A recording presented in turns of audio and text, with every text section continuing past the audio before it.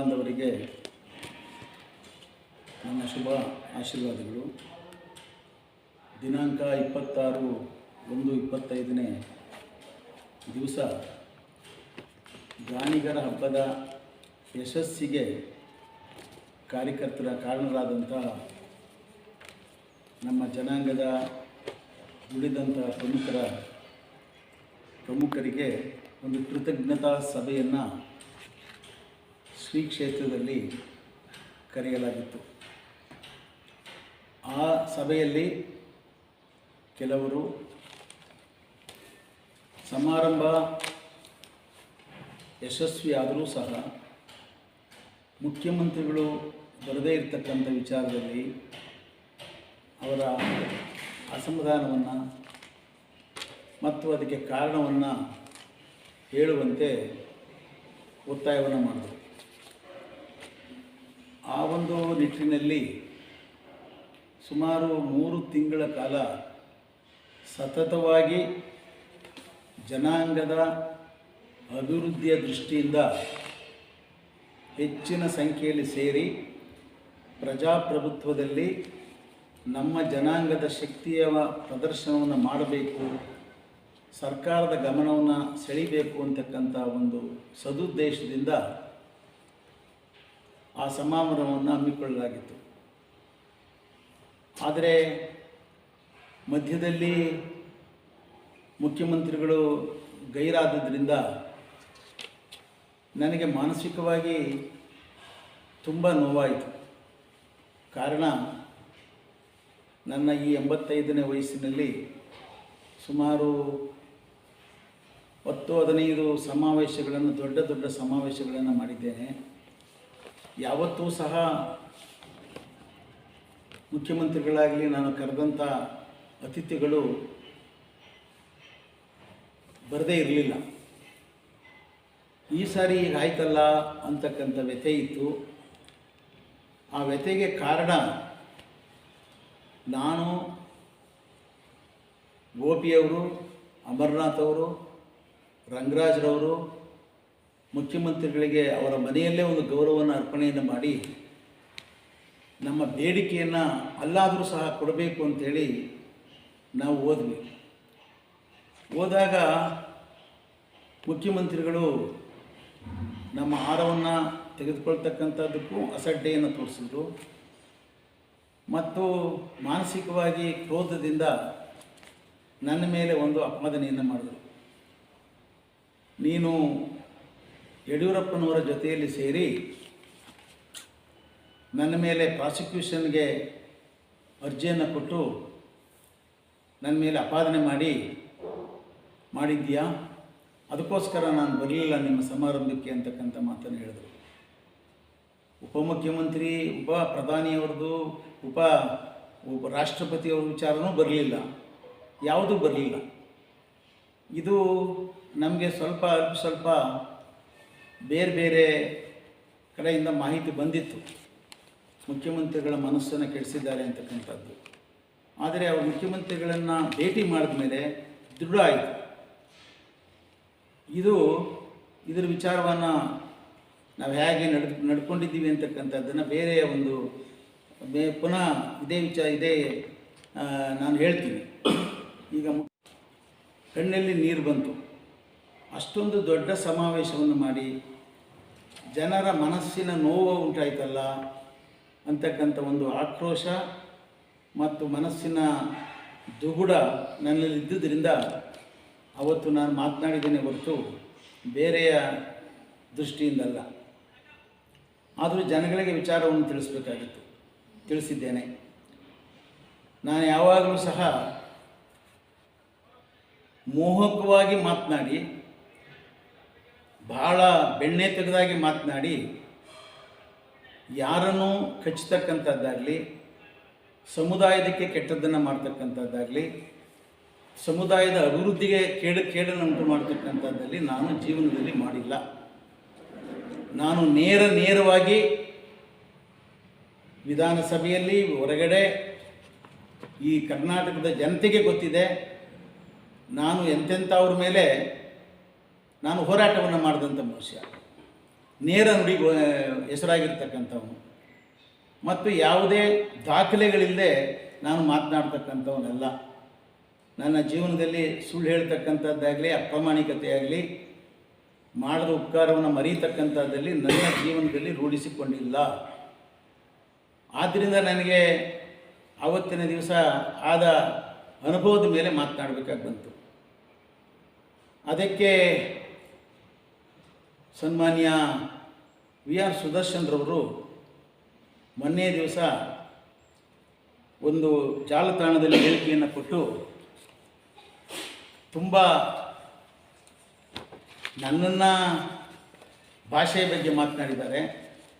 ಆದರೆ ಅವರು ನಾನೊಬ್ಬ ಜನಾಂಗದಲ್ಲಿ ಹಿರಿಯ ಒಂದು ಪೀಠಾಧಿಪತಿ. ಈಗ ನನ್ನ ಬಗ್ಗೆ ಸ್ಯಾಡಿಶ್ ನೇಚರ್ ಅಂತ ಹೇಳಿದ್ದಾರೆ.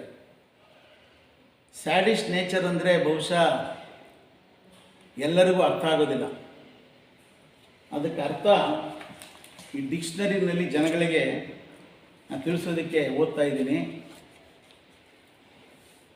ಕ್ರೌರ್ಯ, ವಿಶಿಷ್ಟವಾದ ವಿಕೃತ ಲೈಂಗಿಕತೆ, ಕ್ರೌರ್ಯವನ್ನು ಉಂಟು ಮಾಡಿ ಇಲ್ಲವೇ ನೋಡಿ ಪಡೆಯುವ ಸುಖ, ಕ್ರೌರ್ಯ, ರತಿ, ಹಿಂಸಾನಂದ, ಮಾರ್ಕಿಸ್ ಡೇಡ್ ಬರೆದ ಜಸ್ಟಿಸ್ ಕಾದಂಬರಿಯಲ್ಲಿ ಇದೆ. ಇದು ಇಂಥ ಶಬ್ದವನ್ನು ಆ ಮನುಷ್ಯ ಉಪಯೋಗಿಸಿ ನನಗೆ ಪಾಠವನ್ನು ಹೇಳ್ಕೊಡ್ತಕ್ಕಂಥದ್ದನ್ನು ಜನಗಳಿಗೆ ಎಷ್ಟರ ಮಟ್ಟಿಗೆ ನಯವಾಗಿ ತಾನೊಬ್ಬ ಸ್ಯಾಡಿಸ್ ತಾನೇ ಆಗಿದ್ದರೂ ಸಹ ತನ್ನ ಸ್ಯಾಡಿಸ್ತನವನ್ನು ನನ್ನ ಮೇಲೆ ವರ್ಗಾವಣೆ ಮಾಡ್ತಕ್ಕಂಥ ಕೆಲಸವನ್ನು ಮಾಡಿದ್ದಾರೆ ಅಂತಕ್ಕಂಥದ್ದು ನೋವಾಗಿದೆ. ಮತ್ತು ಜನತೆಯೂ ಸಹ ಇದನ್ನು ಅರ್ಥ ಮಾಡ್ಕೊಳ್ಬೇಕು ಅಂತೇಳಿ ನಾನು ತಿಳಿಸೋದಕ್ಕೆ ಇಚ್ಛೆಪಡ್ತಾ ಇದ್ದೀನಿ. ಮತ್ತು ಆವತ್ತಿನ ದಿವಸ ಸಾಮರಸ್ಯ, ಹೊಂದಾಣಿಕೆ ಬಗ್ಗೆ ಹೇಳಿದ್ದಾರೆ. 24 ವರ್ಷ ಗಾಣಿಗರ ಜನಾಂಗದ ಪ್ರತಿನಿಧಿಯಾಗಿ ವಿಧಾನ ಪರಿಷತ್ತಿನಲ್ಲಿ ಸದಸ್ಯರಾಗಿದ್ದರು. 24 ವರ್ಷದಲ್ಲಿ ಗಾಣಿಗರ ಅಭಿವೃದ್ಧಿಗೆ, ಗಾಣಿಗರಲ್ಲಿ ಸಾಮರಸ್ಯವನ್ನು ಕಾಪಾಡ್ತಕ್ಕಂಥದ್ದಕ್ಕೆ ಮಾಡಿರ್ತಕ್ಕಂಥ ಒಂದೇ ಒಂದು ಕೆಲಸವನ್ನು ಇದುವರೆಗೂ ಸಹ ಜನತೆಯ ಮುಂದೆ ಇಟ್ಟಿಲ್ಲ. ಇದು ಸ್ಪಷ್ಟವಾಗಿದೆ. ಇಂಥದ್ರಲ್ಲಿ ಸಾಮರಸ್ಯದ ಬಗ್ಗೆ ಮಾತನಾಡ್ತಕ್ಕಂಥ ನೈತಿಕತೆ ಅವರಿಗೆ ಇಲ್ಲ. ಈಗಲೂ ಸಹ ಅವ್ರು ಏನೇನು ಕೆಲಸವನ್ನು ಜನಾಂಗಕ್ಕೋಸ್ಕರ ಸಾಮರಸ್ಯಕ್ಕೆ ಅಭಿವೃದ್ಧಿಗೆ ಮಾಡಿದ್ದಾರೆ ಅಂತಕ್ಕಂಥದ್ದನ್ನು ಪಟ್ಟಿ ಮಾಡಿಕೊಂಡ್ರೆ ನಾನೂ ಜೊತೆಲಿ ಕೂತ್ಕೊಳ್ಳೋಕ್ಕೆ ತಯಾರಾಗಿದ್ದೀನಿ. ನಮ್ಮ ಜನಾಂಗದ ಬಂಧುಗಳ ಮಧ್ಯದಲ್ಲಿ ನನ್ನ ವಿಚಾರವನ್ನು ಹೇಳ್ತೀನಿ, ಅವ್ರ ವಿಚಾರವನ್ನು ಹೇಳಿ. ಆಗ ಯಾರು ಸಾಮರಸ್ಯ ಹಾಳು ಮಾಡಿದ್ದಾರೆ, ಅಭಿವೃದ್ಧಿಗೆ ಕಂಟಕವಾಗಿದ್ದಾರೆ, ಅಭಿವೃದ್ಧಿಯನ್ನು ಯಾರು ಮಾಡಿದ್ದಾರೆ, ಸಾಮರಸ್ಯವನ್ನು ಯಾರು ಉಂಟು ಮಾಡಿದ್ದಾರೆ ಅಂತಕ್ಕಂಥದ್ದನ್ನು ಜನತೆಗೆ ಸ್ಪಷ್ಟವಾಗ್ತದೆ. ಇದು ನನ್ನ ಅಭಿಪ್ರಾಯ. ಈ ನಮ್ಮ ಎಲ್ಲ ಒಳಪಂಗಡಗಳಲ್ಲಿ ಸಾಮರಸ್ಯವನ್ನು, ರಕ್ತ ಸಂಬಂಧವನ್ನು ಉಂಟು ಮಾಡಬೇಕು ಅಂತೇಳಿ ನಾನು 1972-73ರಲ್ಲೇ ಅಖಿಲ ಕರ್ನಾಟಕ ಗಾಣಿಗರ ಸಂಘವನ್ನು ಸ್ಥಾಪನೆ ಮಾಡ್ತಕ್ಕಂಥದ್ರಲ್ಲಿ ಮುಖ್ಯ ಪಾತ್ರವನ್ನು ವಹಿಸಿದ್ದೇನೆ. ಆ ಸಂಘಕ್ಕೆ 1973-74ರಲ್ಲಿ ನಾನು ಸ್ಲಂ ಬೋರ್ಡ್ ಚೇರ್ಮನ್ ಆಗಿದ್ದಾಗ, ನಮ್ಮ ಮಲ್ಲಿಕಾರ್ಜುನ ಸಾಹೇಬರು ರೆವಿನ್ಯೂ ಮಿನಿಸ್ಟರ್ ಆಗಿದ್ದಾಗ ನಾನೇ ಸ್ವತಃ ನನ್ನ ಹ್ಯಾಂಡ್ ರೈಟಿಂಗಲ್ಲಿ ಸಹಿ ಮಾಡಿ, ಕಾರಣ ಏನಂದರೆ ಕೆ ವಿ ಶೆಟ್ಟರು ಆ ದಿನ ಅಧ್ಯಕ್ಷರಾಗಿದ್ದರು, ಅವರು ಸಿಗಲಿಲ್ಲ. ಆಗ ನಾನೇ ಸಹಿ ಮಾಡಿ ಒಂದು ಜಾಗವನ್ನು ಗುರುತು ಮಾಡಿ ಬೇರೆಯವರಿಂದ, ನಮ್ಮ ರೆವಿನ್ಯೂ ಇನ್ಸ್ಪೆಕ್ಟರ್ ಒಬ್ಬರಿದ್ದರು, ಅವರಿಂದ ತಿಳ್ಕೊಂಡು ಆ ಸರ್ವೆ ನಂಬರನ್ನು ಹಾಕಿ ಖಾರ್ಗೆ ಸಾಹೇಬ್ರ ಹತ್ರ ಸ್ಯಾಂಕ್ಷನ್ ಮಾಡಿಸಿ ಕೊಟ್ಟೆ. ಮೊದಲು ನಾವು 2 ವರ್ಷ ಅಂತ ಒಂದೊಂದು ಎಲ್ಲ ಪಂಗಡಗಳಿಗೂ ಆದಮೇಲೆ ಎಸ್ ನಾರಾಯಣಪ್ಪನವರು ಅಧ್ಯಕ್ಷರಾದ ಮೇಲೆ ಸುಮಾರು ಅವರನ್ನು ಹಿಂಸೆ ಕೊಟ್ಟು ಅವ್ರನ್ನ ಹೊರಗೆ ಕಳಿಸಿದ ಮೇಲೆ ಸುಮಾರು 12-15 ವರ್ಷಗಳ ಕಾಲ ಎನ್ ಶ್ರೀನಿವಾಸ್ ಅವರು ಇವರ ಆಪ್ತರೇ ಅಧ್ಯಕ್ಷರಾಗಿದ್ದರು. 12-15 ವರ್ಷದಲ್ಲಿ ಒಂದು ಜನರಲ್ ಬಾಡಿಯನ್ನು ಮಾಡಲಿಲ್ಲ. ಆ ಸೈಟು ಖಾಲಿ ಬಿದ್ದಿತ್ತು. ಇವರೇ ವಿಧಾನ ಪರಿಷತ್ತಿನ ಸದಸ್ಯರಾಗಿದ್ದರು. ಸಂಘದ ಬಗ್ಗೆ, ಜನಾಂಗದ ಬಗ್ಗೆ ಸಾಮರಸ್ಯವನ್ನು ಕಾಪಾಡಬೇಕು ಅನ್ನೋದಾಗಿದ್ದರೆ ಅದಕ್ಕೆ ಮೊದಲು ನಾನು 6-7 ಸಮಾವೇಶವನ್ನು ಮಾಡಿ ಸಾಮರಸ್ಯವನ್ನು ಉಂಟು ಮಾಡಿ ಸಂಬಂಧವನ್ನು ಮಾಡ್ತಕ್ಕಂಥದ್ದಕ್ಕೆ ಕಾರಣವನ್ನು ನಾನು ಶ್ರಮವನ್ನು ಪಟ್ಟಿದ್ದೇನೆ. ಅದಕ್ಕೆ ಸಾಕ್ಷಿ ಆಧಾರಗಳು ಇದೆ.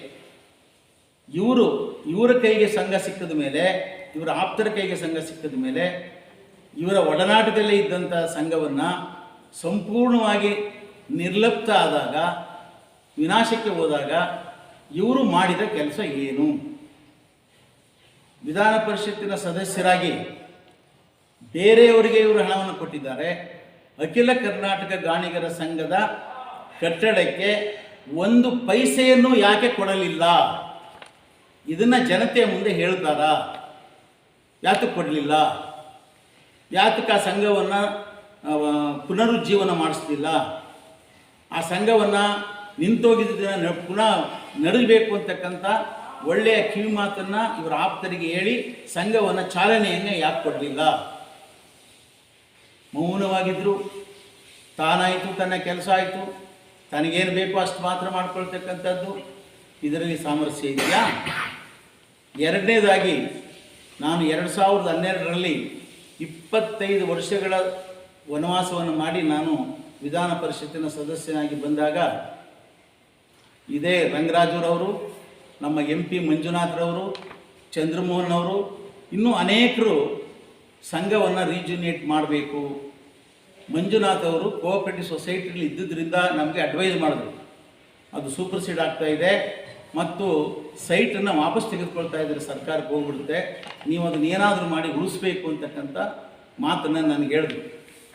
ಆಗ ನಾನು ಆ ಸಂಘವನ್ನು ಉಳಿಸ್ಬೇಕು ಅಂತೇಳಿ MP ಮಂಜುನಾಥ್ರವರ ಒಂದು ಅಡ್ವೈಸ್ ಮೇಲೆ ಒಂದು ಅಡಾಕ್ ಕಮಿಟಿಯನ್ನು ಮಾಡಬೇಕು ಅಂತೇಳಿ ಮಾಡಕ್ಕೆ ಹೊರಟ್ವಿ. ಆಗ ಅವರ ಸಲಹೆಯೂ ಸಹ ಕೇಳಬೇಕು ಅಂತೇಳಿ ಮುನಿನಾರಾಯಣಪ್ಪನವರು, MS ಶ್ರೀನಿವಾಸ ಮೂರ್ತಿ ಅವರು ಜವಾಬ್ದಾರಿಯನ್ನು ತೆಗೆದುಕೊಂಡು 1 ತಿಂಗಳ ಕಾಲ ಅವರನ್ನು ತಿರುಗಿಸಿ ಯಾವುದೇ ಸಹಕಾರವನ್ನು ಈ ಮನುಷ್ಯ ಕೊಡಲಿಲ್ಲ. ಇದಕ್ಕೆ ಸಾಕ್ಷಿ ಶ್ರೀನಿವಾಸ ಮೂರ್ತಿ ಇನ್ನೂ ಬದುಕಿದ್ದಾರೆ. ಇದಾದ ಮೇಲೆ ನಾವು ಅಡಾಕ್ ಕಮಿಟಿಯನ್ನು ಒಂದು ಫಾರಮ್ ಮಾಡಿದ ಮೇಲೆ ಇವರು ಅಂದಿನ ರೆವಿನ್ಯೂ ಮಂತ್ರಿಗಳಿಗೆ ಸಾಕಷ್ಟು ಒತ್ತಾಯವನ್ನು ಮಾಡಿದ್ರು. ಅಡಾಕ್ ಕಮಿಟಿಯನ್ನು ಕೊಡ್ಕೂಡ್ದು, ಅದನ್ನು ರದ್ದು ಮಾಡಬೇಕು ಸಂಸ್ಥೆಯನ್ನು ಅಂತಕ್ಕಂಥ ಮಾತನ್ನು ಹೇಳಿದ್ದನ್ನು ಇವತ್ತು ಅವರ ಜೊತೆಯಲ್ಲೇ ಇರ್ತಕ್ಕಂಥ ರಾಜಶೇಖರ್ಗೂ ಗೊತ್ತಿದೆ, ನರಸಿಂಹಯ್ಯನವ್ರಿಗೂ ಗೊತ್ತಿದೆ, ಮತ್ತು ಎಲ್ಲ ನಮ್ಮ ಜನಾಂಗದಲ್ಲಿ ಯಾರ್ಯಾರು ಮುಖ್ಯಸ್ಥರಿದ್ದರು ಅವರೆಲ್ಲರಿಗೂ ಸಹ ಗೊತ್ತಿದೆ, ರಂಗರಾಜರವ್ರಿಗೂ ಗೊತ್ತಿದೆ. ನಾವು ಶ್ರೀನಿವಾಸ ಪ್ರಸಾದಿಂದ ಈಚೆ ಬಂದರೆ ಪ್ರಸಾದ್ ಅವರು ಹೇಳೋರು, ಪುಟ್ಟಸ್ವಾಮಿ ಅವರು ಈಗಲೇ ತಾನೇ ಬಂದು ಹೋದರು, ಅದನ್ನು ಮಾಡಬೇಡಿ ಅಂತ ಹೇಳ್ತಾರೆ. ನಾನು ಕಾಂಗ್ರೆಸ್ಸು, ಅವರು BJP, ಮಾಡಬೇಡಿ ಅಂತಕ್ಕಂಥ ಒತ್ತಾಯವನ್ನು ಮಾಡ್ತಾಯಿದ್ದಾರೆ ಅಂತಕ್ಕಂಥ ಹೇಳಿದ್ರು. ಆದರೆ ಮಾಡಿದ್ರು. ಅದಾದಮೇಲೆ ಚುನಾವಣೆಯನ್ನು ಮಾಡಬೇಕು ಇಷ್ಟು ದಿವಸದಲ್ಲಿ ಅಂತ ಕಂಡೀಷನ್ ಇತ್ತು. ಚುನಾವಣೆಯನ್ನು ನಡೆಸಿದ್ವಿ. ಚುನಾವಣೆಯನ್ನು ನಡೆಸಿದಾಗ ನಾನು ಆ ಸಂಸ್ಥೆ ಉಳಿಬೇಕು ಅಂತಕ್ಕಂಥ ದೃಷ್ಟಿಯಿಂದ ಶ್ರೀನಿವಾಸ ಮೂರ್ತಿಯವ್ರನ್ನ ಅಧ್ಯಕ್ಷರು ಮಾಡಬೇಕು ಅಂತ ಬಂದಾಗ ಇವತ್ತು ಅವ್ರ ಹತ್ರ ಇರ್ತಕ್ಕಂಥವರೇ ವಿರೋಧ ಮಾಡಿದ್ರು. ಆಗ ನಾನು ಆ ಸಂಸ್ಥೆಗೆ ಖರ್ಚು ವೆಚ್ಚ ಬರ್ತದೆ ಮತ್ತು ಎಲ್ಲರಲ್ಲಿಯೂ ಸಾಮರಸ್ಯ ಬೇಕಾಗ್ತದೆ, ಈಗ ಈ ಸಂಘ ಉಳಿಬೇಕು ಅಂತೇಳಿ ನಾನು ಶ್ರೀನಿವಾಸ ಮೂರ್ತಿ ಅವರನ್ನು ಅಧ್ಯಕ್ಷನಾಗಿ ಮಾಡಿದೆ. ಶ್ರೀನಿವಾಸ ಮೂರ್ತಿ ಅವರು ಬಂದು ನನ್ನನ್ನು ಕೇಳಿದ್ರು, ಅಖಿಲ ಕರ್ನಾಟಕ ಗಾಣಿಗರ ಸಂಘದಲ್ಲಿ ನಾನು ನಿಮ್ಮ ಜೊತೆಲಿದ್ದೆ, ಎಲ್ಲರೂ ಅಧ್ಯಕ್ಷರಾದರೆ ನನ್ನನ್ನು ಅಧ್ಯಕ್ಷ ಮಾಡಲಿಲ್ಲ, ಈಗಲಾದರೂ ನನ್ನ ಅಧ್ಯಕ್ಷರು ಮಾಡಬೇಕು ಅಂತ ಕೇಳ್ಕೊಳ್ಳೋದಕ್ಕೋಸ್ಕರ ನಾನು ಅವ್ರನ್ನ ಅಧ್ಯಕ್ಷನಾಗಿ ಅವತ್ತು ನಮ್ಮವ್ರಿಗೆಲ್ರಿಗೂ ಸಮಾಧಾನ ಹೇಳಿ ಅಧ್ಯಕ್ಷನಾಗಿ ಮಾಡಿ ಚುನಾವಣೆ ನಡೀತು. ನನ್ನ ಧರ್ಮಪತ್ನಿ ತೀರೋಗಿದ್ರು ಅವತ್ತಿನ ದಿವಸ, ಮಣ್ಣು ಮಾಡಬೇಕು, ಅವತ್ತೇ ಎಲೆಕ್ಷನ್ಸ್ ಇತ್ತು.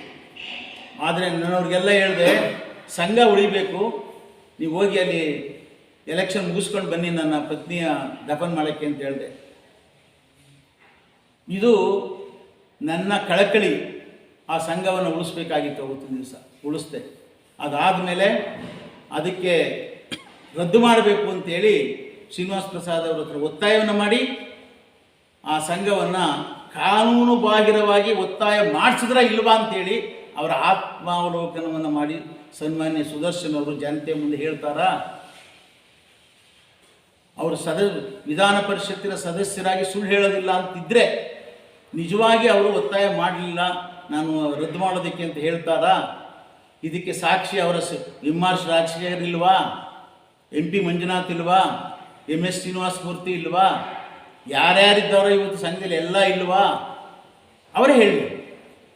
ಸುಳ್ಳು ಯಾರು ಹೇಳ್ತಾರೆ, ತಪ್ಪು ಮಾಹಿತಿಯನ್ನು ಯಾರು ಕೊಡ್ತಾರೆ ಜನಗಳಿಗೆ ಅಂತ ಹೇಳಿ. ಅದಾದಮೇಲೆ ನಾನೇ ಅವಾಗ ಒಬ್ಬ ಲಾಯರನ್ನು ಗೊತ್ತು ಮಾಡಿ ಕೋರ್ಟ್ಗೆ ಹಾಕಿದ್ವಿ. ಎಲೆಕ್ಷನ್ ಬಗ್ಗೆ ಚಾಲೆಂಜ್ ಮಾಡ್ಬೋದೇ ಹೊರತು ಸಂಘವನ್ನು ರದ್ದು ಮಾಡೋದಕ್ಕೆ ಬರೋದಿಲ್ಲ ಅಂತ ಕೋರ್ಟ್ಗೆ ಹಾಕಿದಾಗ ಸರ್ಕಾರದವರು ತಪ್ಪಾಗಿದೆ ಅಂತ ಅಫಿಡವಿಟ್ ಹಾಕಿ ಆ ಸಂಘವನ್ನು ಉಳಿಸಿದ್ರು. ಆ ಸಂಘವನ್ನು ಉಳಿಸಿದ ಮೇಲೆ 25 ವರ್ಷ ನಾನು 88ರಲ್ಲಿ ನಾನು ರಿಟೈರ್ ಆದ 88ರಲ್ಲಿ ಅವರು ಬಂದರು. 88ರಿಂದ 2012ವರೆಗೆ 25 ವರ್ಷ ಅವರು ಶಾಸಕರಾಗಿದ್ದರು. ನಾನು 25 ವರ್ಷ ವನವಾಸದಲ್ಲಿದ್ದೆ. ಒಂದೇ ಒಂದು ರೂಪಾಯಿನ ಅನುದಾನವನ್ನು ಕೊಡಲಿಲ್ಲ. ಆ ಸಂಘ ಉಳಿಸ್ಬೇಕು, ಆ ಜಾಗವನ್ನು ಉಳಿಸ್ಕೊಳ್ಬೇಕು ಅಂತೇಳಿ 2012ರಲ್ಲಿ ನಾನು ಬಂದ ತಕ್ಷಣ 30 ಲಕ್ಷ ರೂಪಾಯಿ ಕೊಟ್ಟಿದ್ದೀನಿ. ಯಾಕೆಂದರೆ ನಾನು ಆ ಸಂಘವನ್ನು ಕಟ್ಟಿದಾಗ ಮರದ ಕೆಳಗಡೆ ಮಾಡಿದ್ದೀವಿ. 10 ವರ್ಷಗಳ ಕಾಲ ನನ್ನ ಮನೆಯಲ್ಲಿ ಸಂಘವನ್ನು ನಡೆಸಿದ್ದೀನಿ. 10 ವರ್ಷಗಳಿಗಿಂತ ಹೆಚ್ಚಿಗೆ ಸಂಘವನ್ನು ನಡೆಸಿದ್ದೀನಿ. ಅದಕ್ಕೋಸ್ಕರವಾಗಿ ಸಂಘಕ್ಕೆ ಜಾಗ ಬೇಕು, ಮನೆ ಆಫೀಸ್ ಬೇಕು ಅಂತೇಳಿ 30 ಲಕ್ಷ ರೂಪಾಯಿನ ಕೊಟ್ಟು, ಕಾಂಗ್ರೆಸ್ ಸರ್ಕಾರ ಇದ್ದರೂ ಸಹ ಇವರೇನು ರೆಕಮೆಂಡ್ ಮಾಡಲಿಲ್ಲ. ಇದು ಮುನಿಶೆಟ್ಟಿ ಇದನ್ನೇ ಸೆಕ್ರೆಟರಿ ಅವ್ರಿಗೆ ಗೊತ್ತಿದೆ, ಶ್ರೀನಿವಾಸ ಮೂರ್ತಿ ಅವ್ರಿಗೆ ಗೊತ್ತಿದೆ. ನಾನೇ ಹೇಳಿ ಅಪ್ಲಿಕೇಶನ್ ಹಾಕ್ಸಿದೆ. 50 ಲಕ್ಷ ರೂಪಾಯಿ ನಾನು ಕೊಡಿಸ್ತೀನಿ, ಈ ಕಾನೂನಲ್ಲಿ 50 ಲಕ್ಷ ರೂಪಾಯಿ ಸಿಗುತ್ತೆ ನಿಮಗೆ, ಅಪ್ಲಿಕೇಶನ್ ಹಾಕಿಸಿ. ಅಂಜನಪ್ಪ ಇದ್ದರು, ಆಂಜನೇಯ ಅವರಿಗೆ ಒಂದು ದಿನವೆಲ್ಲ ನಾವು ಧರ್ನಾ ಕೂತು 50 ಲಕ್ಷ ರೂಪಾಯಿನ ಸ್ಯಾಂಕ್ಷನ್ ಮಾಡಿಸಿ 80 ಲಕ್ಷ ರೂಪಾಯಿನಲ್ಲಿ ಇವತ್ತು ಕಟ್ಟಡ ಆಯಿತು. ಕಟ್ಟಡ ಆದಮೇಲೆ ಅದನ್ನು ಇನಾಗ್ರೇಷನ್ಸ್ ಮಾಡಬೇಕು ಅಂತ ಬಂದಾಗ ನಾನು ಪೀಠಾಧಿಪತಿ, ಎಲ್ಲವನ್ನೂ ಸರ್ವಸ್ವವನ್ನು ತ್ಯಾಗ ಮಾಡಿ ಪೀಠಾಧಿಪತಿ ಆಗಿದ್ದೀನಿ, ಗೌರವ ಕೊಡ್ತಕ್ಕಂಥದ್ದು. ಸಮಾರಂಭದಲ್ಲಿ ಶ್ರೀನಿವಾಸ ಮೂರ್ತಿ ಅವರಿಗೆ ಸನ್ಮಾನ ಮಾಡಿದ್ರು, ಸಂತೋಷ, ಮಾಡಲಿ, ನಾನು ಯಾರಿಗೂ ಉದ್ದೇಶ ಮಾಡೋಣ ಮಾಡಲಿ. ಆದರೆ ಒಬ್ಬ ಪೀಠಾಧಿಪತಿಗೆ ಸನ್ಮಾನ ಮಾಡಬೇಕು ಅಂತಿದ್ದಾಗ ಇವರು ಅಧ್ಯಕ್ಷರು ಇಬ್ಬರೂ ಸಹ ಕಣ್ಮರೆ ಆದ್ರಲ್ಲ. ಇದು ಪೀಠಾಧಿಪತಿಗೆ ಕೊಡ್ತಕ್ಕಂಥ ಗೌರವನೋ? ನಾನು ಜನಾಂಗದ ಪ್ರತಿನಿಧಿಯಾಗಿ ಪೀಠಾಧಿಪತಿಯಾಗಿದ್ದಾಗ ಜನಾಂಗಕ್ಕೆ ಕೊಡ್ತಕ್ಕಂಥ ಗೌರವನೋ ಮತ್ತು ಜನಾಂಗದಲ್ಲಿ ಸಾಮರಸ್ಯವನ್ನು ಉಂಟು ಮಾಡ್ತಕ್ಕಂಥ ಗೌರವನು? ಇದು ಜನಾಂಗದ ಅಭಿವೃದ್ಧಿಗೋಸ್ಕರವಾಗಿ ಜನಾಂಗದ ಕಷ್ಟ ಸುಖಗಳಿಗೆ ಆ ಸಂಘವನ್ನು ಕಟ್ಟಿ ಉಳಿಸಿದ್ದು ನಾನು. ಇವ್ರದ್ದು ಏನು ಕಾಂಟ್ರಿಬ್ಯೂಷನ್ ಹೇಳಿ ಜನಗಳ ಮುಂದೆ. ಮತ್ತು ಆ ಸಂಘವನ್ನು ಸಂಪೂರ್ಣವಾಗಿ ಹಾಳು ಮಾಡಬೇಕು ಅಂತೇಳಿ ಪ್ರಯತ್ನ ಪಟ್ಟರಲ್ಲ, ಇದು ಸಾಮರಸ್ಯನ, ಜನಾಂಗದ ಅಭಿವೃದ್ಧಿಗೆ ಕೊಡ್ತಕ್ಕಂಥ ಕೊಡುಗೆನ ಇದು ಜನಗಳಿಗೆ ತಿಳಿಸ್ಬೇಕು. ಬರೀ ಮಾತಿನಲ್ಲಿ ಬೇರೆಯವ್ರ ಮೇಲೆ ಗೂಬೆ ಕೂರಿಸ್ತಕ್ಕಂಥದ್ದಲ್ಲ. ಆದ್ದರಿಂದ ಇದು ಅಲ್ಲಿಗೆ ಇನ್ನೂ ಬೇಕಾದಷ್ಟಿದೆ ಹೇಳ್ತಕ್ಕಂಥದ್ದು, ಅಲ್ಲಿಗೆ ನಿಲ್ಲಿಸ್ತೇನೆ. ಇದನ್ನು ಕಾಂಗ್ರೆಸ್ನಲ್ಲಿ ಇದ್ದಂಥವನು ಏನೋ ಹೇಳಿದ್ರು, ನೇರವಾಗಿ ಮೇಲ್ಸಿ ಆಗ್ಬಿಟ್ಟವ್ರೆ ಅಂತ. ಪಾಪ ಇನ್ನೂ ಎಳಸು ಎಲ್ಲ ಓದ್ತಾ ಇದ್ರೆ ನಾನು ರಾಜಕೀಯಕ್ಕೆ ಬಂದಾಗ ಎಲ್ಲೋ ಮಳೆ ಅದಂತೂ ಮಳೆಗಳನ್ನು ಜೋಡಿಸ್ತಾ ಇದ್ರು ಎಲ್ಲೋ ಯಾವುದೋ ಇದರಲ್ಲಿ, ಅದು ನಾನು ಹೇಳಕ್ಕೆ ಹೋಗಲ್ಲ, ಗೊತ್ತಾಯ್ತಾ. ನಾನು ಕಾಂಗ್ರೆಸ್ನಲ್ಲಿ ದೇವರಾಜ ಅರಸು ಸಾಹೇಬರಿದ್ದಾಗ ಅವರ ತಮ್ಮ ಜಯದೇವ ಅವ್ರ ಜೊತೆಯಲ್ಲಿದ್ದು ಹಿಂದುಳಿದ ವರ್ಗಗಳ ಸಂಘಟನೆಯಲ್ಲಿ ತೊಡಗಿಸ್ಕೊಂಡಿದ್ದವನು. ಆಗಲೇ ನನಗೆ ದೇವರಾಜ ಅರಸು ಸಾಹೇಬರು ಗೊತ್ತು, ಗುಂಡೂರಾಯರು ಗೊತ್ತು, ಮತ್ತು ಎಲ್ಲಕ್ಕಿಂತ ಹೆಚ್ಚಾಗಿ ಅವತ್ತು ಸ್ಪೀಕರ್ ಆಗಿದ್ದಂಥ ಪಿ ವೆಂಕಟರಮಣವರು ಗೊತ್ತು, ಯಾರು ನಮ್ಮ ಕಾಗೋಡು ತಿಮ್ಮಪ್ಪನವರು, ನಾವೆಲ್ಲ ಜೊತೆಯಲ್ಲಿ ಕೆಲಸವನ್ನು ಮಾಡ್ತಾಯಿದ್ದೋ. ಆಗ ನಾನು ಕಾಂಗ್ರೆಸ್ನಲ್ಲಿದ್ದಾಗ 88ರಲ್ಲಿ ನಾನು 82ರಿಂದ 88ಕ್ಕೆ ಕರ್ನಾಟಕ ರಾಜ್ಯದಲ್ಲಿ ಆಗ್ತಕ್ಕಂಥ ಭ್ರಷ್ಟಾಚಾರ, ಸ್ವಜನ ಪಕ್ಷಪಾತದ ಬಗ್ಗೆ ಹೋರಾಟವನ್ನು ಮಾಡಿದಾಗ ಇಡೀ ಕರ್ನಾಟಕದಲ್ಲಿ BJ ಪುಟ್ಟಸ್ವಾಮಿ ಯಾರು ಅಂತಕ್ಕಂಥದ್ದನ್ನು ನಾನು ಸಾಬೀತು ಮಾಡಿದ್ದೇನೆ. ಇದನ್ನು ಘಂಟಾಘೋಷವಾಗಿ ಹೇಳ್ತೇನೆ, ನಮ್ಮ ಜನಾಂಗಕ್ಕೂ ಸಹ ಗೊತ್ತಿದೆ. ಆಗ ನಾನು 2088ರಲ್ಲಿ ರಿಟೈರ್ ಆದಾಗ ಮಾಡಿದ ಉಪಕಾರವನ್ನು ಮಡಿಯತಕ್ಕಂಥವನ್ನಲ್ಲ ನಾನು. ಗುಂಡೂರಾಯರನ್ನ ದುರಾದೃಷ್ಟವಶಾತ್ ಅವರು ಹೊರಗಡೆ ಇದ್ದಿದ್ದರಿಂದ ನಾನು ಅವ್ರ ಜೊತೆಯಲ್ಲಿ ಇದ್ದೆ ಅಂತ ಹೇಳ್ಬಿಟ್ಟು ನನಗೆ MLCಯನ್ನು ಕೊಡಲಿಲ್ಲ. 88ರಿಂದ 2012ವರೆಗೂ ನಾನು MLC ಆಗೋದಕ್ಕಾಗಲಿಲ್ಲ. ಮಧ್ಯದಲ್ಲಿ ಒಂದು ಹೊಸ ನೀರು ಬಂತು ಕಾಂಗ್ರೆಸ್ಗೆ, ಹೊಸ ನೀರು ಬಂತು. ಆ ಹೊಸ ನೀರು ಬಂದಾಗ ಇವರು ಆ ಜನತಾದಳದಲ್ಲಿ ಇದ್ದಂಥವರು ಇಂದಿರಾ ಗಾಂಧಿಯವ್ರ ಬಗ್ಗೆ ಏನೇನು ಮಾತನಾಡಿದ್ರು ಗೊತ್ತಿದೆ, ಸೋನಿಯಾ ಗಾಂಧಿ ಬಗ್ಗೆ ಏನೇನು ಮಾತನಾಡಿದ್ರು ಗೊತ್ತಿದೆ, ಅದೆಲ್ಲ ಉಚ್ಚಾರ ಮಾಡಬೇಕಾಗಿಲ್ಲ. ಇವತ್ತು ಅಲ್ಲೇ ಜೀವನ ಮಾಡ್ತಾ ಇದ್ದಾರೆ. ಆಗ ನನಗೆ 2 ಸಾರಿ MLCಗೆ ಅವಕಾಶ ಬಂತು. ಆಗ ಸಿದ್ದರಾಮಯ್ಯನವರು ಈಸ್ ಎ ಜೆಂಟಲ್ಮನ್, ಅವ್ರ ಬಗ್ಗೆ ನಾನೇನು ಮಾತನಾಡೋದಿಲ್ಲ. ಸಿದ್ದರಾಮಯ್ಯ ಒಬ್ಬ ಹಿಂದುಳಿದ ವರ್ಗದವರ ವಾಯ್ಸ್ ಅಂತ ನಾನು ತಿಳ್ಕೊಂಡಿರೋದು. ಅವರು ಇವ್ರ ಜೊತೆಯಲ್ಲಿ ಕರ್ಕೊಂಡು ಬಂದಿದ್ದರಿಂದ 2 ಸಾರಿ ನನಗೆ ಅವಕಾಶ ಬಂದಾಗಲೂ ಸಹ ನನಗೆ ಸುದರ್ಶನ್ ಬೇಕು ಅಂತೇಳಿ ಇವ್ರನ್ನ ಆಫ್ ಮಾಡ್ಕೊಂಡ್ರು ಹೊಸ್ದಾಗಿ ಸೇರಿದ ಮೇಲೆ. ಆಗ ನನಗೆ ಮಾನಸಿಕವಾಗಿ ಬೇಜಾರಾಯಿತು. ಹಿಂದುಳಿದ ವರ್ಗಗಳ ಘಟಕದ ಅಧ್ಯಕ್ಷನಾಗಿ ಕಾಂಗ್ರೆಸ್ ಪಕ್ಷದಲ್ಲಿ 3 ವರ್ಷಗಳ ಕಾಲ ಕಾರ್ಯದರ್ಶಿಯಾಗಿ, ಹಿಂದುಳಿದ ವರ್ಗಗಳ ಅಧ್ಯಕ್ಷನಾಗಿ ಇಡೀ ಕರ್ನಾಟಕದಲ್ಲಿ 225 ಕ್ಷೇತ್ರವನ್ನು ಸುತ್ತಿ ಹಿಂದುಳಿದ ವರ್ಗಗಳ ಕಟ್ಟಿದವನು ನಾನು ಕಾಂಗ್ರೆಸ್ ಪಕ್ಷದಲ್ಲಿ. ಅವ್ರಿಗೆ ಗೊತ್ತಿಲ್ಲದೆ ಇದ್ದರೆ ಕೇಳ್ಕೊಳ್ಳಿ ಯಾರು ಕಟ್ಟಿದವರು ಅಂತ. ನಾವು ನೇರವಾಗಿ ಆಗಲಿಲ್ಲ. ಅದಾದಮೇಲೆ ನಾನು ಬೇಸರ ಆಗಿದ್ದಾಗ 2 ಸಾರಿ MLA ಕಂಟೆಸ್ಟ್ ಮಾಡಬೇಕು, ಟಿಕೆಟ್ ಕೇಳದೆ ಕೊಡಲಿಲ್ಲ. MLCಗೆ ರಿನ್ಯೂವಲ್ ಮಾಡಬೇಕು ಅಂತ ಹೇಳ್ಬಿಟ್ಟು 4 ಸಾರಿ ಕೇಳದೆ ಕೊಡಲಿಲ್ಲ ಇವ್ರು ಬಂದ ಮೇಲೆ. ಆಗ ನಾನೇನು ಯೋಚನೆ ಮಾಡಿದೆ, ಇಬ್ಬರು ಇಲ್ಲಿ ಇದ್ಕೊಂಡು ಆಗೋದಿಲ್ಲ, ಅವರಿಗೆ ಒಬ್ಬರು ಸಪೋರ್ಟ್ ಸಿಕ್ಕಿದೆ, ನನಗೆ ಆಗ್ತಾಯಿಲ್ಲ ಅಂದ್ಬಿಟ್ಟು ಯಡಿಯೂರಪ್ಪನವರು ಯಾವುದೋ ಒಂದು ಸಂದರ್ಭದಲ್ಲಿ ನಾನೇ BJPಗೆ ಹೋಗಿ ಅವರಾಗ ಅವರು ನನ್ನನ್ನು ಆಹ್ವಾನ ಮಾಡಿದ್ರು. ಆಹ್ವಾನ ಮಾಡಿದಾಗ ನಾನು BJPಗೆ ಬರ್ತೀನಿ ಅಂತ ಆಶ್ವಾಸನೆ ಕೊಟ್ಟು ನಾನು BJPಗೆ ಹೋದೆ. ಯಾರು ಎಲ್ಲ ಹೇಳ್ತಾರೆ ಲೇಟ್ ಆಗ್ತದೆ, ಜಾಸ್ತಿ ಆಗ್ತದೆ ಅಂತಕ್ಕಂಥದ್ರಿಂದ ನಾನು BJPಗೆ ಸೇರಿದ 8 ದಿವಸದಲ್ಲಿ ನನ್ನ ಹಿಂದಿನ ರೆಕಾರ್ಡ್ಸ್, ನಂಬಿಕೆ, ಕೆಲಸದ ದಕ್ಷತೆ, ಪ್ರಾಮಾಣಿಕತೆ ಇದೆಲ್ಲವನ್ನು ಮನಗಂಡಂಥ ಯಡಿಯೂರಪ್ಪನವರು ನನ್ನನ್ನು ಪೊಲಿಟಿಕಲ್ ಸೆಕ್ರೆಟರಿಯಾಗಿ ಹೊಸದಾಗಿ ಹೋದರೂ ಸಹ ಮಾಡಿ ಸಚಿವ ಸಂಪುಟ ದರ್ಜೆಯನ್ನು ಕೊಟ್ಟರು. ನಾನಲ್ಲಿ ಸಕ್ರಿಯವಾಗಿ ಕೆಲಸವನ್ನು ಮಾಡೋದಕ್ಕೆ ಪ್ರಾರಂಭ ಮಾಡಿದೆ. ಕೇವಲ 2 ತಿಂಗಳು ಆಗಿರ್ಬೋದೇನೋ, ಯಾವುದೋ ಒಂದು ವಿಚಾರ, ಹಾಲಪ್ಪನವ್ರ ವಿಚಾರದಲ್ಲಿ ಯಾವುದೋ ಬಂದರೆ ನನಗೆ ಯಾರೋ ಒಬ್ಬ ಆಂಧ್ರದವ್ರನ್ನ, ಏಕೆಂದರೆ ಸುದರ್ಶನ್ ಬುದ್ಧಿ ಏನಪ್ಪ ಅಂತ ಅಂದರೆ ಹಿಂದೆಗಡೆ ಕಚ್ಚೋದು, ಮುಂದೆಗಡೆ ಬರೋ ಧೈರ್ಯ ಇಲ್ಲ. ಬೇರೆಯವರ ಹೆಗಲ ಮೇಲೆ ಗನ್ನಿಟ್ಟು ಶೂಟ್ ಮಾಡೋದು.